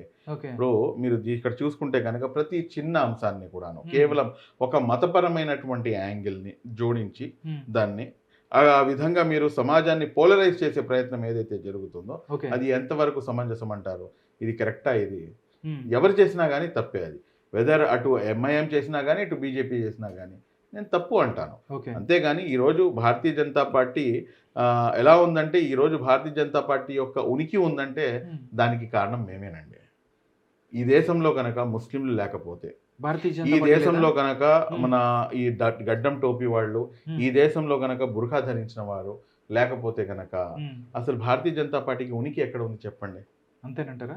అన్డౌటెడ్లీ. ఎందుకంటే మీకు రాజకీయం చేయడానికి ఇంకో యాంగిలే లేదు కదా. ఓకే, ముస్లిం సమాజంలో నరేంద్ర మోడీ అన్న, బీజేపీ అన్న, నేను ఒకసారి షేమ్ చేయించుకోవడానికి ఎక్కడో ఒక షాప్కి వెళ్ళాను, సలూన్కి. ఎక్కడో ఉత్తరప్రదేశ్ నుంచి ఒక కుర్రాడు వచ్చాడు, 15 సంవత్సరాలు కూడా లేడు. అతను మాట్లాడుతుంటే నేను ఆశ్చర్యపోయాను. అణువణువున నరేంద్ర మోడీ అంటే బీజేపీ అన్న అతనికి ఒక కసి కనిపిస్తుంది. అంటే ప్రతి ముస్లిం పౌరుల్లోనూ ఈ నరేంద్ర మోడీ అన్న, బీజేపీ అన్న కోపం కనిపిస్తుంది. అంటే మీరు చాలా పరిరక్షణ సమితి హక్కుల కోసం పోరాడతారు, బట్ ఇలాంటిది ఏదైనా వాళ్ళ మనసుల్లోంచి తీసేసే ప్రయత్నం బీజేపీ చెయ్యాలా, లేకపోతే మీరైనా మత పెద్దలు చెయ్యాలా అనేది నాకు ఒకటి. తీసేసే ప్రయత్నం ఎవరు చేయాలి? ఆ. ముందు ఏ వ్యక్తి అయితే నేను అలాంటి వాడిని కాదు అని చెప్పేసి వాళ్ళు present నిరూపించుకోవాలి. వాళ్ళు నిరూపించుకోవాలి కదా. అది. అవును. మళ్ళీ మీరు నిరూపించుకునే ప్రయత్నం ఎక్కడ చేస్తున్నారు? ఉమ్, మీరు అవకాశం దొరికినప్పుడల్లా మీరు సైడ్ చేసే ప్రయత్నమే చేస్తున్నారు కానీ ఉమ్, మీరు అవకాశం దొరికినప్పుడల్లా మీరు సైడ్ లైన్ చేసే ప్రయత్నమే చేస్తున్నారు. ఓకే. అంతకు మించి మీరు ఇంకేం చేస్తున్నారు? మీరు ఇవాళ హైదరాబాద్లో నాకు ముస్లింల ఓట్లే అవసరం లేదు అంటున్నారు. ఉమ్, ఇప్పుడు మీరు ఓటర్కి పట్టుకొని మీరు ఓట్లే అవసరం లేదు అంటే పోరా అంటారా, లేకపోతే లేదు లేదు నేను మీకే ఓటేస్తానంటావా? ఓకే. క్వైట్ న్యాచురల్ కదండి. So these are all things. ఇప్పుడు అంతెందుకు యూపీ ఉంది, ఉమ్. యూపీలో మళ్ళీ ముస్లింలు కొంతమంది మీకు సపోర్ట్ గా ఉన్నారు కదా, 100% ఏంటి, అక్కడ మంత్రులైన వాళ్ళు ఉన్నారు. ఉన్నారు కదా, రెండు ఉన్నారు మళ్ళీ కదా. ఎందుకు ఉన్నారు? యోగి మళ్ళీ నోరు- సీఎం అవటానికి నోరు మంచిది అయితే ఊరు మంచిది అంట. యోగి అంటే నరేంద్ర మోడీ కన్నా యోగి ఆదిత్యనాథ్ బెటర్ అని మీరు అంటారు. అట్లీస్ట్ బెటర్ అండి. ఓకే. అట్లీస్ట్ ఈస్ బెటర్, ఈ know how to deal the things. Um, but whereas ఏంటంటే భారతీయ జనతా పార్టీలో చాలా మంది ఏంటంటే కనీసం అంటే ప్రతి దాంట్లో కూడాను హిందూ ముస్లిం యాంగిల్ అనేది వెతకకుండా ఉండలేరు. ప్రతి చిన్న అంశంలో కూడాను ఆ హిందూ ముస్లిం యాంగిల్, తినే తిండికి కూడాను హిందూ ముస్లిం చూడటం ఏంటి సార్? కూరగాయలు అమ్ముకునేవాడు ముస్లిం అయితే వాడు కూరగాయలు అమ్ముకునేవాడు ఎంత కొనుక్కొని వస్తాడండి? వాడు ఏం కొంటాడు? ఓకే. వాడి దగ్గర ఉండే స్తోమత ఏంటి? ఓకే. తిప్పి కొడితే ఏదో కష్టపడితే 200-300 సంపాదించుకుంటాడు. మీరు ముస్లింల దగ్గర మీరు కొనమాకండి అని చెప్పేసి వీళ్ళ మంత్రులే మీరు మాట్లాడుతుంటే ఉమ్, దాన్ని ఖండం చేయకుండా ఉమ్, ఎవరో గోమాంసం తిన్నారు అని చెప్పేసి ఓకే. ఎక్కడ పడితే అక్కడ మీరు ఈ హత్యలు చేసేసి ఉమ్. ఈ రకంగా చేస్తుంటే ఏ రకంగా మీపై పాజిటివిటీ అంటే అనేది వస్తుంది? హిందువులకి ఆవు అనేది ఒక అమ్మ లాంటిది, ఒక దేవతలా కొలుస్తారు. కదా. దాన్ని ఎవరైతే ఉన్నారో కొంతమంది ఒక వర్గం వాళ్ళు తింటారు.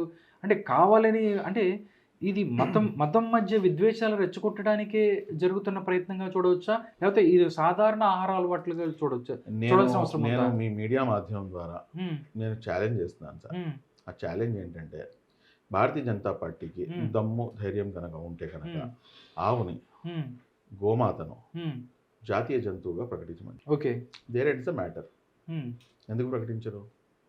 దీని వెనక ఏంటి ఇప్పుడు? ఎందుకు ప్రకటించరు? ఉమ్.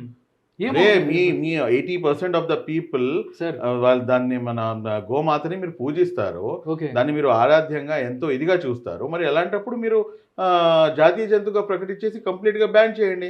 ఒక స్టేట్లో ఒక చట్టం, ఇంకో స్టేట్లో ఇంకో చట్టం, ఉమ్, ఇంకో స్టేట్లో ఇంకో చట్టం, ఇంకో స్టేట్లో ఇంకో చట్టం. ఓకే. సరే ఇదంతా తీసి పక్కన పెట్టండి. ఉమ్, ఈరోజు మొత్తం వరల్డ్ వైడ్గా హయ్యెస్ట్ ఎక్స్పోర్టర్ ఎవరండి బీఫ్కి? భారతదేశం. ఓకే. Very good. సరే కాసేపటికి ఆ భారతదేశం అంటే భారతదేశంలో ముస్లింలు కూడా ఉన్నారు అనుకుంటారు. ఉమ్. టాప్ 3 కంపెనీస్ ఎవరికి తెలుసండి? మన ఏది? హిందూ సోదరులు. బీఫ్ ఎక్స్పోర్ట్ చేసేది సార్. ఓకే. బీఫ్ ఎక్స్పోర్టేషన్. ఆ. ఇప్పుడు మన పరిస్థితి ఎలాంటిది అంటేనండి, మీరు చేస్తే సంసారం, వెదురులు చేస్తే ఎదురు వ్యభిచారం. చేస్తే వ్యభిచారం అన్నట్టుగా ఉంది ఓకే. ఈరోజు మన సమాజంలో, మన Hmm. ముస్లిం సమాజంలో. నేను మీకు చెప్తున్నానండి, మీకు Hmm. మీరు కావాలంటే మీరు ఎంక్వైరీ చేసుకోండి. ఓకే. గోమాంసం కానీ లేకపోతే పెద్దది కానీ ఉమ్, అది అంటే ఒక రకంగా ఏంటంటే ఒక చిన్న చూపు అన్నమాట. ఉమ్. పాపం ఏదో మిడిల్ క్లాస్ పర్సన్ తక్కువ కుదురుతుంది. ఉమ్, మన దగ్గర మటన్కి ఉన్నంత ప్రాధాన్యత ఉమ్, దాని తర్వాత చికెన్కి ఉమ్. అసలు పెద్దదాని జోలికి వెళ్ళే అవకాశమే లేదు. ఓకే. ఇవాళ దానికి ఎవరు తింటున్నారు? ఎందుకు మళ్ళీ దాని రేటు చికెన్ కన్నా ఎక్కువ పెరుగుతూనే పోతుంది? అంటే ఇది కనిపించినంత మాత్రాన ఇదే పట్టుకుని వేలాడితే జరిగేదేం లేదు సార్. ఓకే. బ్రాహ్మణ్స్ అవ్వచ్చు, మిగతా హిందువులు తింటున్నారంటారా? ఏమో ఎవరికి తెలుసు చెప్పండి. ఆ, ఇవాళ హలీం అమ్మకాలు అంత విపరీతంగా పెరిగినాయి. ఉమ్, ముస్లింలు మాత్రమే తింటే సరిపోతుందా? ఉమ్. లేకపోతే బిర్యానీ అమ్మకాలు ఇంత విపరీతంగా జరుగుతున్నాయి. ఓకే. కేవలం ముస్లింలు మాత్రమే తింటున్నారా? ఉమ్, నేను చెప్తాను, మీరు వినండి. ఉమ్. నా ఇంట్లో వారానికి 4-5 రోజులు వెజిటేరియన్ లేనిది మాకు ముద్ద దిగదు. ఓకే. మా పిల్లలు తినరు. ఉమ్, ఎవరు చెప్పుకోను నేను? ఫర్ యువర్ కైండ్ ఇన్ఫర్మేషన్ నేను ఇంకో మాట కూడా చెప్తాను. Okay. A Muslim can be a good Muslim without having a non veg. A Muslim can be a good Muslim without having a non veg. Yes. ఇదంతా ఏంటంటే సార్, వాళ్ళకి కావలసినటువంటి రాజకీయ లబ్ధిని పొందడానికి ఓకే. ఆవు అనగానే ముస్లిం అనగానే ఆవుని చూపించి ఉమ్, ఒక విద్వేషకరమైనటువంటి వాతావరణం. ఇవాళ ఈ ఆవు నా యొక్క సోదరుడు, నా హిందూ సోదరుడు దాన్ని మాతగా కొలుస్తున్నాడు అని చెప్పేసి పెద్ద మద్రసాలు, మీరు తింటారండి? పెద్ద మద్రసాలు దాన్ని బ్యాన్ చేసినాయి. మీరు తినమాకండి అని చెప్పేసి. నేను తింటారా అంటే నేను తింటాననే ఆన్సర్ ఇస్తాను సార్, నాకు అవైలబిలిటీ ఉంది.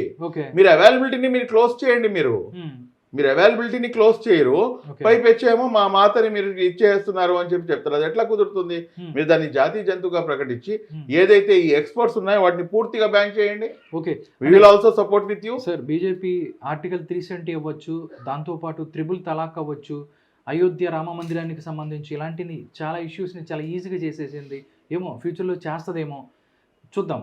అంటే మేబీ మీరు చేయరు, వాళ్ళకి ధైర్యం లేదు, లేకపోతే వాళ్ళకి ఓట్లకు సంబంధించో వాట్ ఎవర్ ఇట్ ఈస్, ఒక్కొక్క రాష్ట్రంలో ఒక్కొక్క రకంగా ఉంటుంది. బీజేపీ వాళ్ళకి ఓట్లే ముఖ్యం, వాళ్ళకి ప్రజలు ముఖ్యం కాదనే వాదనలో మీరున్నారు. సార్, ఇంకొక క్వశ్చన్ ఏంటంటే, ఈ నెల 21న అయోధ్య రామ మందిర నిర్మాణం స్టార్ట్ అయింది. అక్కడ భూమి పూజ అంతా అయిపోయింది, అక్కడ ఓపెన్ అవబోతుంది. దీని మీద ఫారూక్ షుబ్లీ గారు ఏం చెప్తారు? అంటే ఏం మాట్లాడతారు? మీ మీడియా ముందే చెప్తాను, జై శ్రీరామ్ 100 సార్లు చెప్తాను. చెప్తారు, నాకే ఇబ్బంది. ఎందుకు చెప్పను? ఓకే, శ్రీరాముల వారు ఎవరు చెప్పండి? పురుషోత్తముడు రాముల వారు. ఆయన యొక్క క్యారెక్టర్ అల్టిమేట్ క్యారెక్టర్. నరేంద్ర మోదీను, లేకపోతే చంద్రబాబు నాయుడును, లేకపోతే జగన్మోహన్ రెడ్డిని, లేకపోతే ప్రతి ఒక్కరిని జిందాబాద్లు కొట్టినప్పుడు అటువంటి మహోన్నతమైనటువంటి వ్యక్తికి జై అని చెప్తే ఏం ప్రాబ్లం ఉంది చెప్పండి?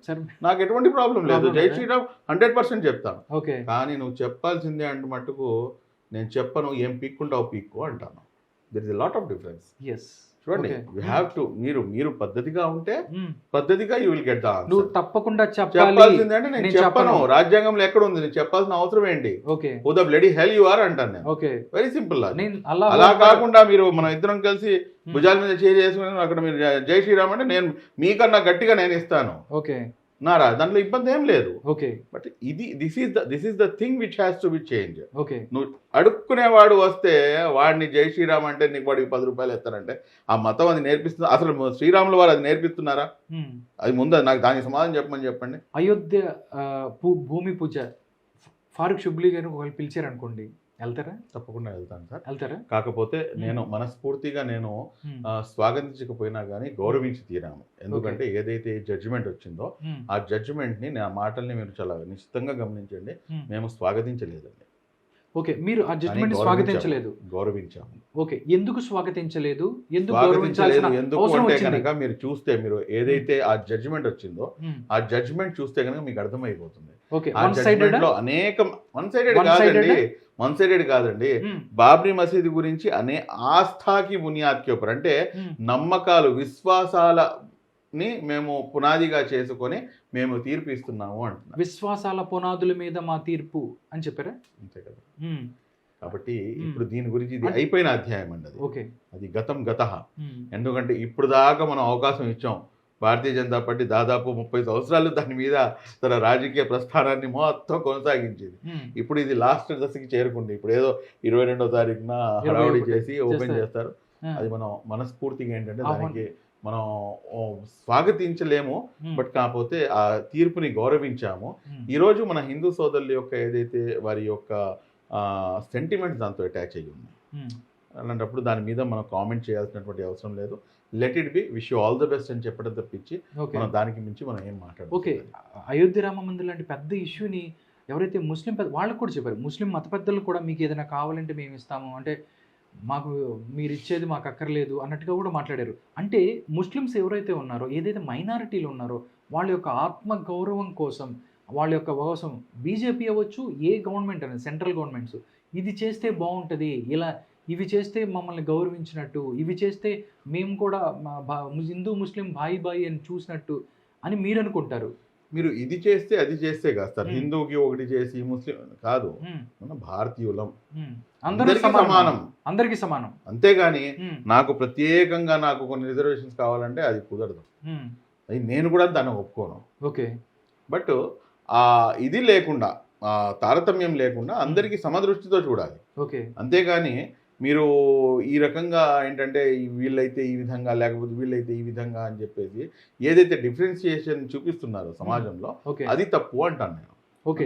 ఆదిత్య యోగిని మీరు నరేంద్ర మోడీ కన్నా బెటర్ అంటున్నారు. బట్ అక్కడ చూస్తే లవ్ జిహాద్ అనే ఒక అంశం మీద ఎంతోమంది ముస్లిం యువకుల్ని చంపే ప్రయత్నం జరుగుతుంది, చంపేసే ప్రయత్నం, వాళ్ళని అరెస్ట్ చేసే ప్రయత్నం జరుగుతుంది. సార్ దీని మీద మీరు comment ప్రతి ఏంటంటే? దానికి కూడాను ఒక ప్రాస్పెక్టివ్ అంటే ముందు చూపించే యాంగిల్ వేరేది ఉంటుంది, దాని వెనకాల యాంగిల్ వేరేది ఉంటుంది.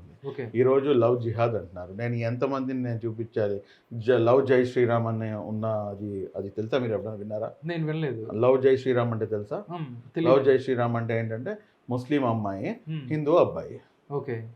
దానికి నేను ఆ పేరు పెట్టినా, లేకపోతే జిహాద్ జై శ్రీరామ్ జిహాద్ అని చెప్పినా ఓకే. ఏమని అంటే చెప్పను? ఇది పార్టీలు చేసిన అంటారు, ప్రజల నుంచి చూడండి సార్, వచ్చింది. లవ్ కి కళ్ళు లేవు అంటారు. అవును. ఎవడో వాడు ఏ మతంలో పుట్టాడో, ఇది ఏ మతంలో పుట్టిందో తెలియదు. ఒకళ్ళు ఇష్టపడ్డారు. దాంట్లో మీకు నాకు ఎందుకు చెప్పండి? 18 సంవత్సరాలు దాటినాయా లేదా, 21 సంవత్సరాలు దాటినాయా లేదా, దేర్ ఎండ్స్ ద మ్యాటర్. ఒకవేళ చెయ్యి దాటిపోయింది అనుకోండి, నీ పెంపకంలో తేడా ఉంది అని చెప్పేసి అనుకోవడం తప్పించి ఇంకేం లేదు. ఓకే. భారత రాజ్యాంగం సింపుల్ గా దానికి ఒక సొల్యూషన్ అనేది ఇచ్చింది. ఓకే. నువ్వు ఎప్పుడైతే నీ పెంపకాన్ని నువ్వు సరిగ్గా పెట్టుకోక నువ్వు పక్కనాడి పెంపడి ఏడిస్తే ఏం లాభం చెప్పండి? ముస్లిం అబ్బాయిలేమో హిందువుల అమ్మాయిలను ఎత్తుకెళ్ళిపోతున్నారని, లేకపోతే హిందూ అబ్బాయిలేమో ముస్లిం అమ్మాయిలను ఎత్తుకెళ్ళిపోతున్నారంటే ఆ ప్రేమ ఎప్పుడు ఎక్కడ ఏ విధంగా ఎలా పుట్టిందో ఎవరికో తెలియదు. ప్రేమ గుడ్డిది అంటారు. నిజంగా అది ప్రేమ గుడ్డిదే ఈ రోజున చూస్తుంటే. దాన్ని తీసుకొచ్చి మీరు లవ్ జిహాదు, ఇంకో జిహాదు, గాడిది గుడ్డు, తొక్క, తోటకూర, ఇవన్నీ పిచ్చి మాటలండి.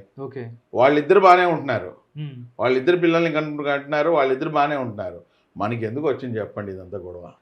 అంతేనా కాదా? నేను ఇఫ్ ఐఎమ్ నాట్ రాంగ్, అన్నెసరీగా ప్రతి విషయాల్లో కూడాను మనం హిందూ ముస్లిం అది లేనిది ఇవాళ టీఆర్పీ లేదు, అదే అయిపోయింది. ఓకే సార్, చివరిగా నేను అడుగుతున్నాను, ఏపీ ప్రస్తుత పరిస్థితి చూస్తే మీరు చాలా అన్ని వైపుల నుంచి కానీ, లేకపోతే కేసుల విషయంలో కానీ, ఎవరైనా ఏదైనా విషయాన్ని మాట్లాడితే మాట్లాడే పరిస్థితి లేదు. ఎలక్షన్స్ రాబోతున్నాయి. 2024 ఎలక్షన్స్లో ప్రజల తీర్పు ఎలా ఉండబోతుంది? విజయవాడలోనే ఈరోజు మల్లాది విష్ణుకి సీట్ లేదు, కార్పొరేటర్లు అందరూ రాజీనామా చేశారు, ఎక్కడో వెస్ట్ ఉన్న వెల్లంపల్లిని తీసుకొచ్చి సెంటర్లో వేశారు. అక్కడి నుంచి ఏదైతే షేక్ ఆసిఫ్ అని ఒక అతన్ని ఎమ్మెల్యే క్యాండిడేట్గా ఎవరైతే ప్రకటించారు, విజయవాడ కానివ్వండి, ఏపీలో కానివ్వండి, ఏం జరగబోతుంది? ఒకటి చెప్తాను సార్, రేపు జరగబోయే ఎన్నికలు తెలుగుదేశం పార్టీ గెలవాలా, జనసేన గెలవాలా, లేకపోతే వైఎస్ఆర్ కాంగ్రెస్ పార్టీ ఓడిపోవాలా, ఇది కాదు మేము చూడాల్సింది. ఇక్కడ మేము చూసేది సింపుల్ గా ఒకటే, అదేంటంటే రాష్ట్రం గెలవాలి. రాష్ట్రంలో గెలవాలంటే ఎవరు ముఖ్యమంత్రి? నేను వచ్చినటువంటి ఆన్సరే మీకు అర్థమైపోయింది. మళ్ళా మీరు పర్టికులర్ గా మీరు అడిగితే నేనే ఇప్పుడు వాళ్ళిద్దరు గెలవాలా, అక్కడ ఓడిపోవాలా అని చెప్పేసి ఇంత తేట తెల్లంగా చెప్పిన తర్వాత కూడాను ఇంకెవరు ముఖ్యమంత్రి కావాలంటే ఇంకేంటంటే జనసేన వాళ్ళు అంటారు సార్, లేదండి, దానికి అవకాశం ఏం లేదు, దానికి ఇంకా చాలా సమయం ఉంది. ఈ రాష్ట్రం అధోగతికి పాలైపోయి ఉంది. పెద్ద ఆయన్ని ఖచ్చితంగా ఈసారి మరలా ముఖ్యమంత్రిగా తీసుకొని వచ్చుకోవాల్సినటువంటి అవసరం ఉంది. గౌరవనీయులు మాజీ ముఖ్యమంత్రి వర్యులు 14 సంవత్సరాల్లో ఈ రాష్ట్రాన్ని పరిపాలించినటువంటి మహామేధావి గౌరవ నారా చంద్రబాబు నాయుడు గారిని ఖచ్చితంగా ముఖ్యమంత్రిగా చేయాల్సినటువంటి బాధ్యత ఆంధ్ర రాష్ట్రంలో ఉన్న 5 కోట్ల ప్రజలపై, irrespective of caste, creed and religion, everybody should come forward to vote him. Sir, ఒకవేళ ఇఫ్ 2024 ఎలక్షన్స్లో మళ్ళీ జగన్మోహన్ రెడ్డి గెలిచాడు, ఫారూక్ షుబ్లీ అవ్వచ్చు, XYZ, వీళ్ళందరి పరిస్థితి ఏంటి సార్? గౌరవులు శ్రీ వైఎస్ జగన్మోహన్ రెడ్డి గారు అని చెప్పేసి మళ్ళా 4 సంవత్సరాల 11 నెలల 29 రోజులు మళ్ళా క్వశ్చన్ చేయడానికి రెడీగా ఉన్నాం. అసలు జగన్మోహన్ రెడ్డి గారు అంటే ఎందుకు అంత కోపం సార్ మీకు? జగన్మోహన్ రెడ్డి గారి మీద వ్యక్తిగతంగా నాకు ఎటువంటి కక్ష లేకపోతే కుట్రలు చేయడానికి ఇవన్నీ ఏం అవసరం లేదండి.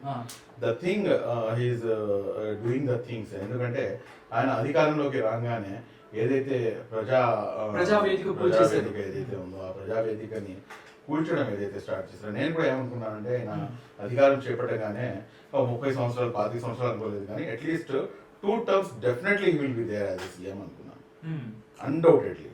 బట్ ఆయన చేసినటువంటి ఆ ప్రజావేదిక కూల్చేయడం అనేది అందరికన్నా మొదటి తప్పు. రెండో తప్పు వచ్చేసి ఇసుక పాలసీ.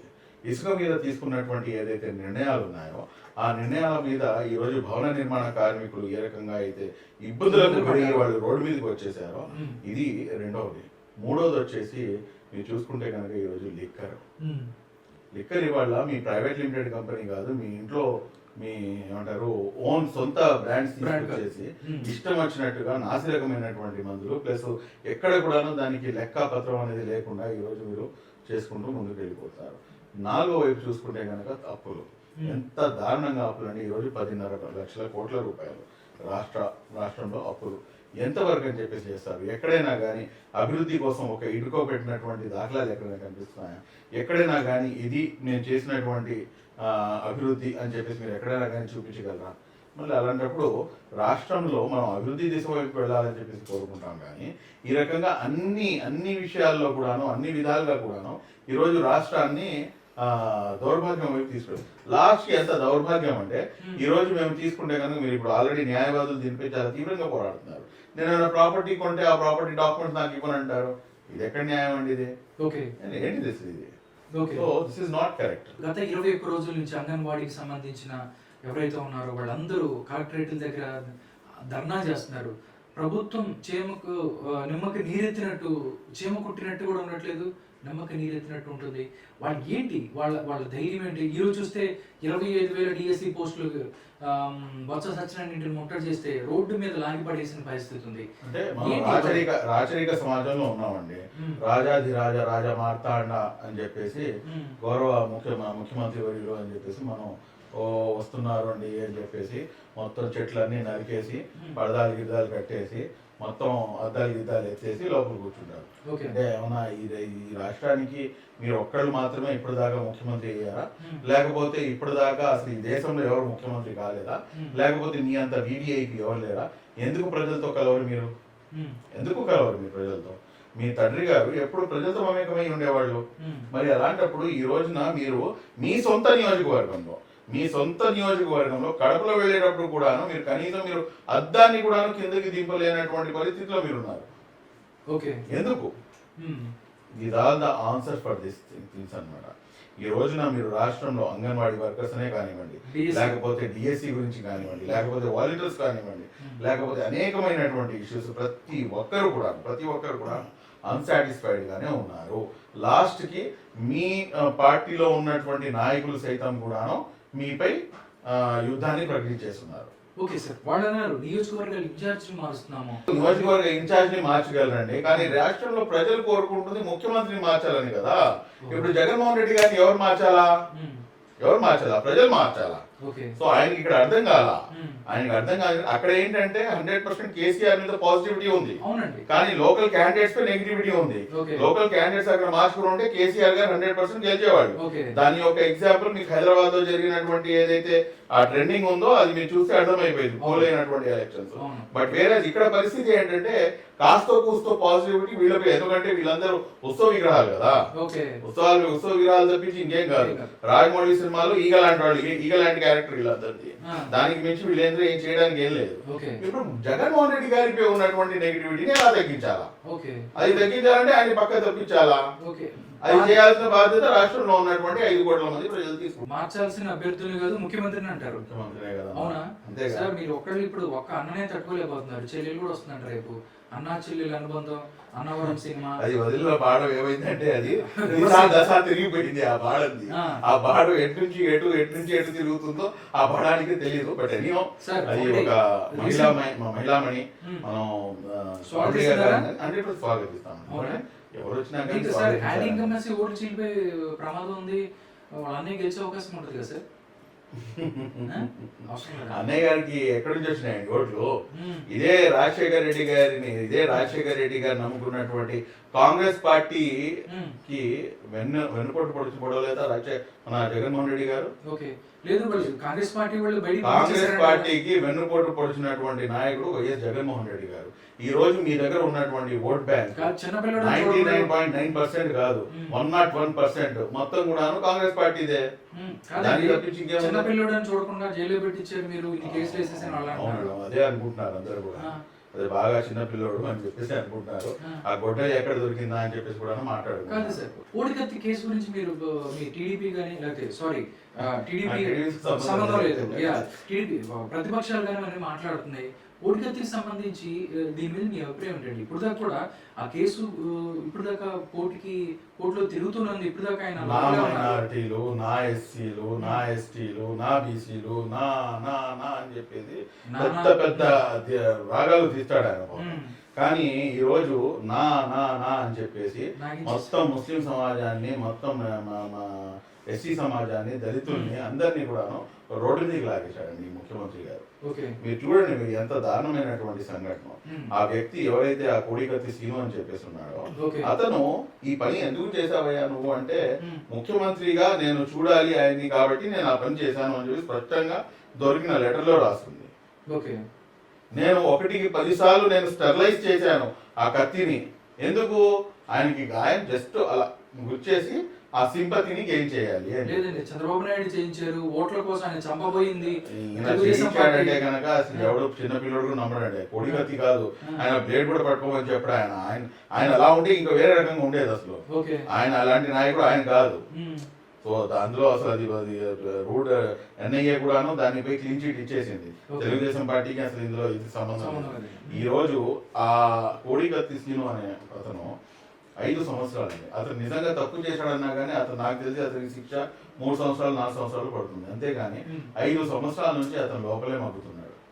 ఎంత దారుణం చూడండి. అదే విధంగా ఈరోజు దళితుల్లో ఎవరైతే మర్డర్ చేసి డోర్ డెలివరీ చేశాడో ఎమ్మెల్సీ, ఈ రోజు మీరు అతన్ని పక్కన పెట్టుకుంటారు. అనంతబాబు ఎమ్మెల్సీ, ఎంత దారుణం చూడండి అసలు.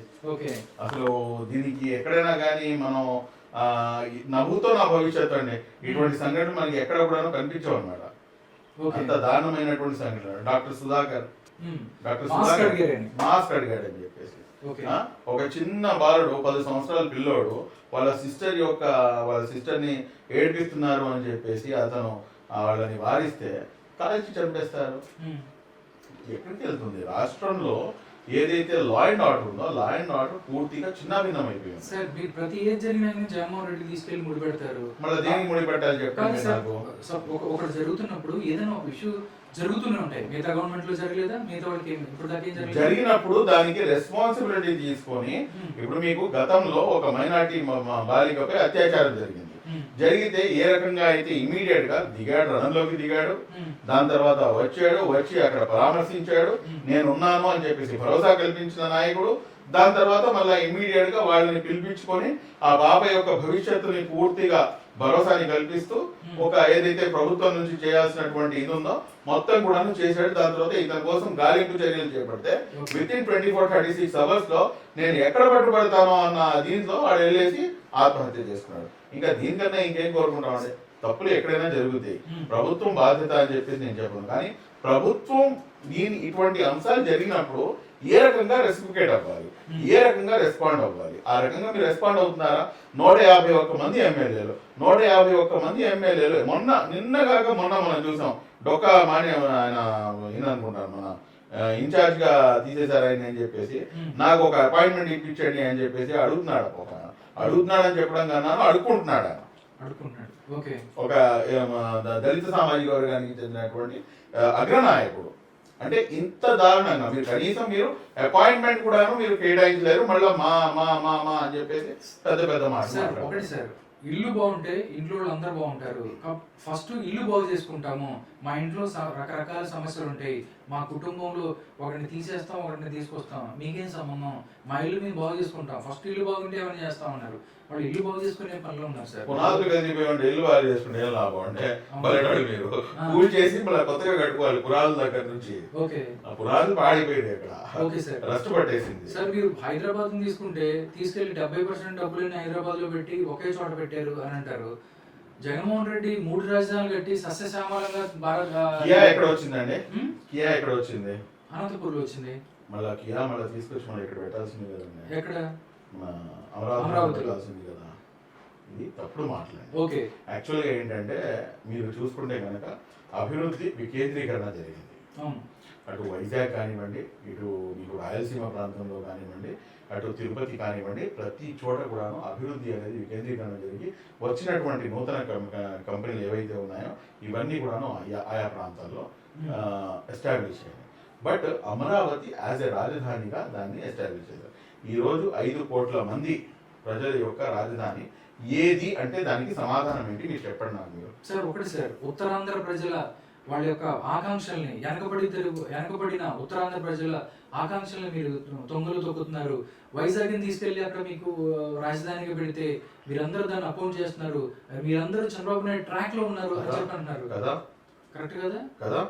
మరి అలాంటప్పుడు మీరు గత ప్రభుత్వ హయాంలో యాజ్ ఏ అపోజిషన్ లీడర్ గా నేను వెల్కమ్ చేస్తున్నాను, ఇంతేకాదు ఇంతకన్నా ఎక్కువ భూమి మీరు ల్యాండ్ పూలింగ్ లో తీసుకోవాలి అని చెప్పేసి మీరు అప్పుడు ఏం ఆలోచించి మీరు మాట్లాడారు? ఇవాళ ఎందుకు ఇలా మాట్లాడుతున్నారు? మీరు ప్రభుత్వంలో మీరు 2019 ఎన్నికలకి వెళ్లే ముందు అమరావతి రాజధానిగా ఉంటుంది అని చెప్పేసి మీరు నమ్మగలిగి మీరు ఎన్నికలకి వెళ్ళారు. ఈ రోజు మీరు ఏం చేస్తున్నారు? అదే మాట మీరు అప్పుడు చెప్పాల్సింది. రాజధాని కట్టుకోమన్నారు కానీ రియల్ ఎస్టేట్ వ్యాపారం చేసుకోమలేదు కదా. రియల్ ఎస్టేట్ వ్యాపారం చేసుకోమలేదండి. ఇవాళ ఏం చేస్తున్నారు? ఇవాళ సరే అప్పుడు కాసేపటికి నేనైతే తెలుగుదేశం పార్టీని ఆ విషయంలో నేను వెనకేసుకుని రాను, ఎందుకంటే అంత డీప్ కట్ నాలెడ్జ్ అయినప్పుడు నేను దానిపై నేను మాట్లాడను. సరే అప్పుడు రియల్ ఎస్టేట్ వ్యాపారం జరిగిందా లేదా అది తీసి పక్కన పెట్టండి. ఇవాళ ఏం జరుగుతుంది? ఇవాళ ఎక్కడైనా ల్యాండ్ ఖాళీగా ఉందా? ఇవాళ ఎక్కడైనా కానీ ఒక చిన్న భూతగాదాలు ఎన్ని ఉన్నాయి చెప్పండి. ఇవాళ వాళ్ళు తప్పు చేశారు, మేము కూడా తప్పు చేస్తాం. నేను చెప్పానండి, నేను అక్కడ ఏం జరిగింది అనేది నాకు తెలియదు అని చెప్పి నేను ఒమిట్ చేసి స్కిప్ అయి ముందుకు వచ్చాను. అది తప్పు చేసి వీళ్ళు కూడా తప్పు చేస్తే 100% కాదు, వాళ్ళు తప్పు చేస్తుంటే 100% అది కూడా తప్పే అవుతుంది, అది డౌట్ లేదు. బట్ ఇవాళ ఏం జరుగుతుంది? వాళ్ళు ఎక్కడైనా కానీ ప్రైవేట్ ల్యాండ్స్ కూడా మీరు ఖాళీగా వదలట్లేదే. వైజాగ్ ఏం చేశారు మీరు? వైజాగ్ లో ప్రజల యొక్క ఆకాంక్ష అంటారు. వైజాగ్ వెళ్ళి మీరు గ్రౌండ్ లెవెల్లోకి దిగి మీరు అక్కడ అడగండి వైజాగ్ ప్రజలు ఏం కోరుకుంటారో. ప్రశాంతంగా ఉన్నటువంటి వైజాగ్ నగరాన్ని ఈరోజు ఒక ఫ్యాక్షనిస్టులు అందరూ కూడా ఇక్కడ దిగిపోయి మొత్తం కూడాను భయభ్రాంతులకు గురి చేస్తున్నారు అని చెప్పేసి ఒక జనరల్ టాక్ అనేది వైజాగ్ లో నెలకొల్పడం జరిగింది. ఈరోజు ఎవరిని పిచ్చోడిని చేస్తారు మీరు? ఈరోజు రాష్ట్రం 5 సంవత్సరాలు ఈ రాష్ట్రం యొక్క చాలా క్వాలిటీ టైం ని వేస్ట్ చేసేసారు. ఏది రాజధాని ఏది ఎందుకని చెప్పేసి రాజధాని నిర్మాణం జరగకుండా దానికి అడ్డు తగిలి ఈ రోజు మీరు చేస్తున్నటువంటి పనులు చూస్తుంటే ఎవరు ఊరుకుంటారు చెప్పండి? ప్రభుత్వాల పని పేదవాళ్ళు ఎవరైతే ఉన్నారో వాళ్ళకి ఆర్థికంగా ఆదుకొని వాళ్ళని ఒక స్టెప్ పైకి తీసుకురావాలి. మీ దగ్గర లక్షలు ఉండొచ్చు, రాజకీయ నాయకుల దగ్గర కోట్లు ఉంటాయి, వాళ్ళు ఎలాగో బ్రతికేస్తారు. వాళ్ళ ధ్యేయం ఏదైతే ఉంది అట్టడుగు ఉన్న ప్రజలకి వాళ్ళు సహాయం చేయాలి. అమ్మఒడి అవ్వచ్చు, మిగతా పథకాలు అవ్వచ్చు, వీళ్ళందరినీ పైకి తీసుకొస్తానికి జగన్మోహన్ రెడ్డి ముందుకు వచ్చాడు మీ బిడ్డగా అని చెప్తున్నాడు. కరెక్ట్ కదా? పేదవాళ్ళని ఆదుకుంటే మీకు ఏమైనా ప్రాబ్లమా? 10,000 రూపాయలు మీరు వాహన మిత్ర అని చెప్పేసి ఆటో ఆయనకి 10,000 రూపాయలు ఇచ్చి బ్యాక్ డోర్ నుంచి 40,000 రూపాయలు అతనికి తెలియకుండా అతని జేబులో నుంచి లాగేయడం అతన్ని అభివృద్ధి వైపు తీసుకుని రావడం కాదండి. ఇది కాదు.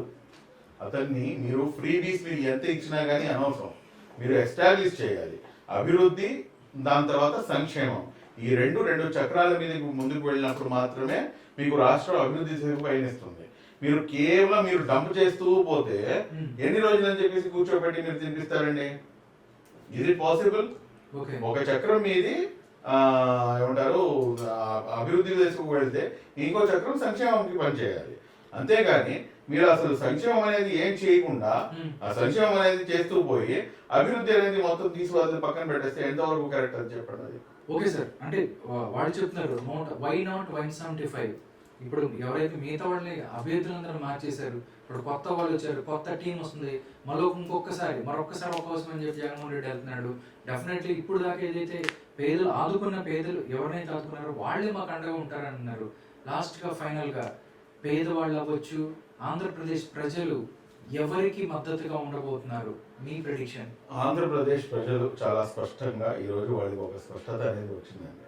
ఆ స్పష్టత ఏంటంటే పార్టీ వైజ్ గా కాదు, ఈ ఆంధ్ర రాష్ట్రం అభివృద్ధి వైపు వెళ్ళాలి, అభివృద్ధి దిశకు పయనించాలి. దానికి అవకాశాలు, దానికి కావలసినటువంటి ఏదైతే ముడి పదార్థాలు, ముడి సరుకు ఏదైతే ఉందో అవన్నీ కూడా మన దగ్గర ఉన్నాయి. ఎందుకంటే మన దగ్గర కోస్టల్ క్యారిడార్ చాలా పెద్దది. మరి కానీ దాన్ని కరెక్ట్ గా డెవలప్ చేసేవాళ్ళు నాయకుడు కావాలి. అవన్నీ కాకుండా మీరు ఈ రోజు మనం కేవలం దాచుకో అన్నట్టుగా పనిచేస్తే కనుక అది కుదరదు అని చెప్పేసి చాలా స్పష్టంగా ప్రజలకు అర్థమవుతుంది. ఈ రోజు రాష్ట్రంలో మీరు ఉపాధి, దాని తర్వాత మీరు ఉద్యోగం క్యాలెండర్ అన్నారు, దాని తర్వాత మీరు 8 లక్షల ఉద్యోగాలు క్రియేట్ చేస్తారన్నారు, డిఎస్సి అన్నారు, దాని తర్వాత ఎవరైతే పెన్షనర్లు ఉన్నారో వాళ్ళ గురించి అన్నారు, ప్రభుత్వ ఉద్యోగస్తులు ఉన్నారు వాళ్ళ గురించి మాట్లాడారు. ఏది ఒక్క మాట కూడా మీరు నెరవేర్చకుండా మీరు జస్ట్ కేవలం ఏంటంటే 300 యూనిట్లు, దాని తర్వాత అనేకమైనటువంటి ఆప్షన్స్ పెట్టి ఈ వస్తున్నటువంటి పథకాలని కూడాను కట్ చేసేసి మీరు ఏదైతే ముందుకు కొనసాగుతున్నారో ఇది ఎక్కడో రోజుల్లో కూడాను ముందుకు వెళ్ళే పరిస్థితి లేదు. ఫ్రీ బీస్ అన్నాడు చంద్రబాబు నాయుడు. నెక్స్ట్ 2024 ఎలక్షన్స్ లో గెలిస్తే ఆయన పెట్టిన దాంట్లో ఎన్ని ఫ్రీ బీస్ ఉన్నాయి సార్? P3 అనేది ఒకటి సార్, చెప్తున్నాడు. గమనించారు? ఎక్కడైనా sir I'm coming to directly your point. P3 అంటారు, పబ్లిక్ ప్రైవేట్ పార్ట్నర్షిప్ అని చెప్పేసి తీసుకొని వస్తున్నాడు ఆయన. దానికి అర్థం ఏంటంటే ఆయన దాని ద్వారా ఏంటంటే కొత్తగా నూతనంగా వచ్చేటటువంటి పెట్టుబడులని ప్రభుత్వ మరియు ప్రైవేటు రంగాలను మర్జ్ చేసి నూతనంగా ఏదైతే ఆర్థిక వ్యవస్థ ఉందో దాన్ని బలోపేతం చేసి తద్వారా వచ్చినటువంటి ఏదైతే అంటారు ఆర్థిక ఫలాలు ఉన్నాయో వాటి ద్వారా ఏమో మీరు ఈ సంక్షేమ కార్యక్రమాన్ని చేస్తారు. కళ్ళ ముందు కనిపిస్తుంది, అది ఆల్రెడీ చేసి చూపించిన నాయకుడు అండి. ఈ ప్రభుత్వానికి ముందు ఎవరు సార్? ఏ ప్రభుత్వం అండి? చంద్రబాబు నాయుడు. అప్పుడు ఎందుకు చేయలేకపోయింది? 100% దానికి ఇప్పుడు మీకు కియా ఎలా వచ్చిందండి? కియా వస్తేనే కదా ఉద్యోగాలు వచ్చినాయి. కియా అనేది కనిపిస్తుంది కదా. అలాగే మీకు మైక్రోసాఫ్ట్ కానివ్వండి, లేకపోతే ఇంకా అనేకమైనటువంటి అనేకమైనటువంటి తీసుకొచ్చాడు. ఇంకో 5 సంవత్సరాలు కనుక ఇచ్చుంటే బాగుండేది. బట్ ఎనీహౌ ఏదైతే ఆయన చేసింది చెప్పుకోలేకపోయాడో, లేకపోతే ప్రజలు ఎక్కువగా ఒక ఛాన్స్ అంటున్నారు కదా అని చెప్పేసి జగన్మోహన్ రెడ్డి గారికి ఇచ్చారు, అది అలా జరిగి ఉంది ఉండవచ్చు. 2024 ఎలక్షన్స్ లో చాలా మంది మైనారిటీ ఓటర్స్ ఉన్నారు, చాలా మంది ఉన్నారు. వాళ్ళ హక్కుల కోసం వాళ్ళు ఒక నాయకుని ఎన్నుకోబోతున్నారు. యాజ్ ఏ మైనారిటీ పరిరక్షణ సమితి అధ్యక్షుడిగా ముస్లిం సమాజానికి మీరేం చెప్పబోతున్నారు? ఇంతకు ముందు గత ప్రభుత్వ హయాంలో ఉన్నటువంటి ఏదైతే దుల్హన్ పథకం కానివ్వండి, 48,686 మందికి ఇచ్చినటువంటి దుల్హన్ పథకం కానివ్వండి, అదేవిధంగా విదేశీ విద్యా పథకం కానివ్వండి, అదేవిధంగా Andhra Pradesh state minority finance corporation ద్వారా ఇచ్చినటువంటి సబ్సిడీ రుణాలు కానివ్వండి, లేకపోతే ఏదైతే స్వయం ఉపాధి కోసం ఇచ్చినటువంటి సివింగ్ మిషన్స్ కానివ్వండి, లేకపోతే ప్రత్యేకంగా ముస్లిం మైనారిటీల కోసం ఇచ్చినటువంటి ఏదైతే వక్ఫ్ స్థలాల్లో డెవలప్మెంట్ కోసం ఇచ్చినటువంటి ఫండ్స్ కానివ్వండి, లేకపోతే షాదీఖానాల నిర్మాణం కొరకు కానివ్వండి, లేకపోతే వక్ఫ్ ఆస్తుల పరిరక్షణ కోసం కానివ్వండి, లేకపోతే జీవో నంబర్ 18 కోసం కానివ్వండి, ఇవన్నీ కూడా తిరిగి మనం సాధించుకోవాలంటే కనుక ఖచ్చితంగా రాబోయే రోజుల్లో మనం ఆచితూచి అడుగు వేయాల్సినటువంటి అవసరం ఉంది. ఎందుకు నేను ఈ మాట ఎందుకు అంటున్నానంటే ఇవన్నీ కూడాను ప్రత్యేకంగా మైనార్టీల కోసం ఖర్చు పెట్టేటటువంటివి ఇవన్నీ కూడా. అంతేందుకు పక్క తెలుగు రాష్ట్రం తెలంగాణలో మీకు విదేశీ విద్యా పథకం కింద మీకు 20 లక్షల రూపాయలు ఇస్తున్నారు. ఓకే, ఇక్కడ వచ్చేసి మన అక్కడేనేమో మీకు షాదీ తోఫా కింద 1,00,000 రూపాయలు ఇస్తారు. ఇక్కడ లేదండి, ఇక్కడ ఏం పథకాలే లేవు. ఇక్కడ ఇస్తుంది ఏంటంటే ఇక్కడ వీళ్ళు ఇచ్చేది ఏదైతే నవరత్నాలు ఉన్నాయో ఆ నవరత్నాలను మాత్రమే మీరు ఇస్తున్నారు. చూద్దాం 2024 ఎలక్షన్స్ లో ఎవరు గెలబోతున్నారు? రాష్ట్రం గెలబోతుందా, వ్యక్తులు గెలబోతున్నారని చూద్దాం. రాష్ట్రం గెలవబోతుంది. Okay, thank you so much Farooq Shubli గారు. మీరు ప్రస్తుత రాజకీయ పరిస్థితుల మీద మీరు మాట్లాడారు. Thank you so much. నమస్కారం.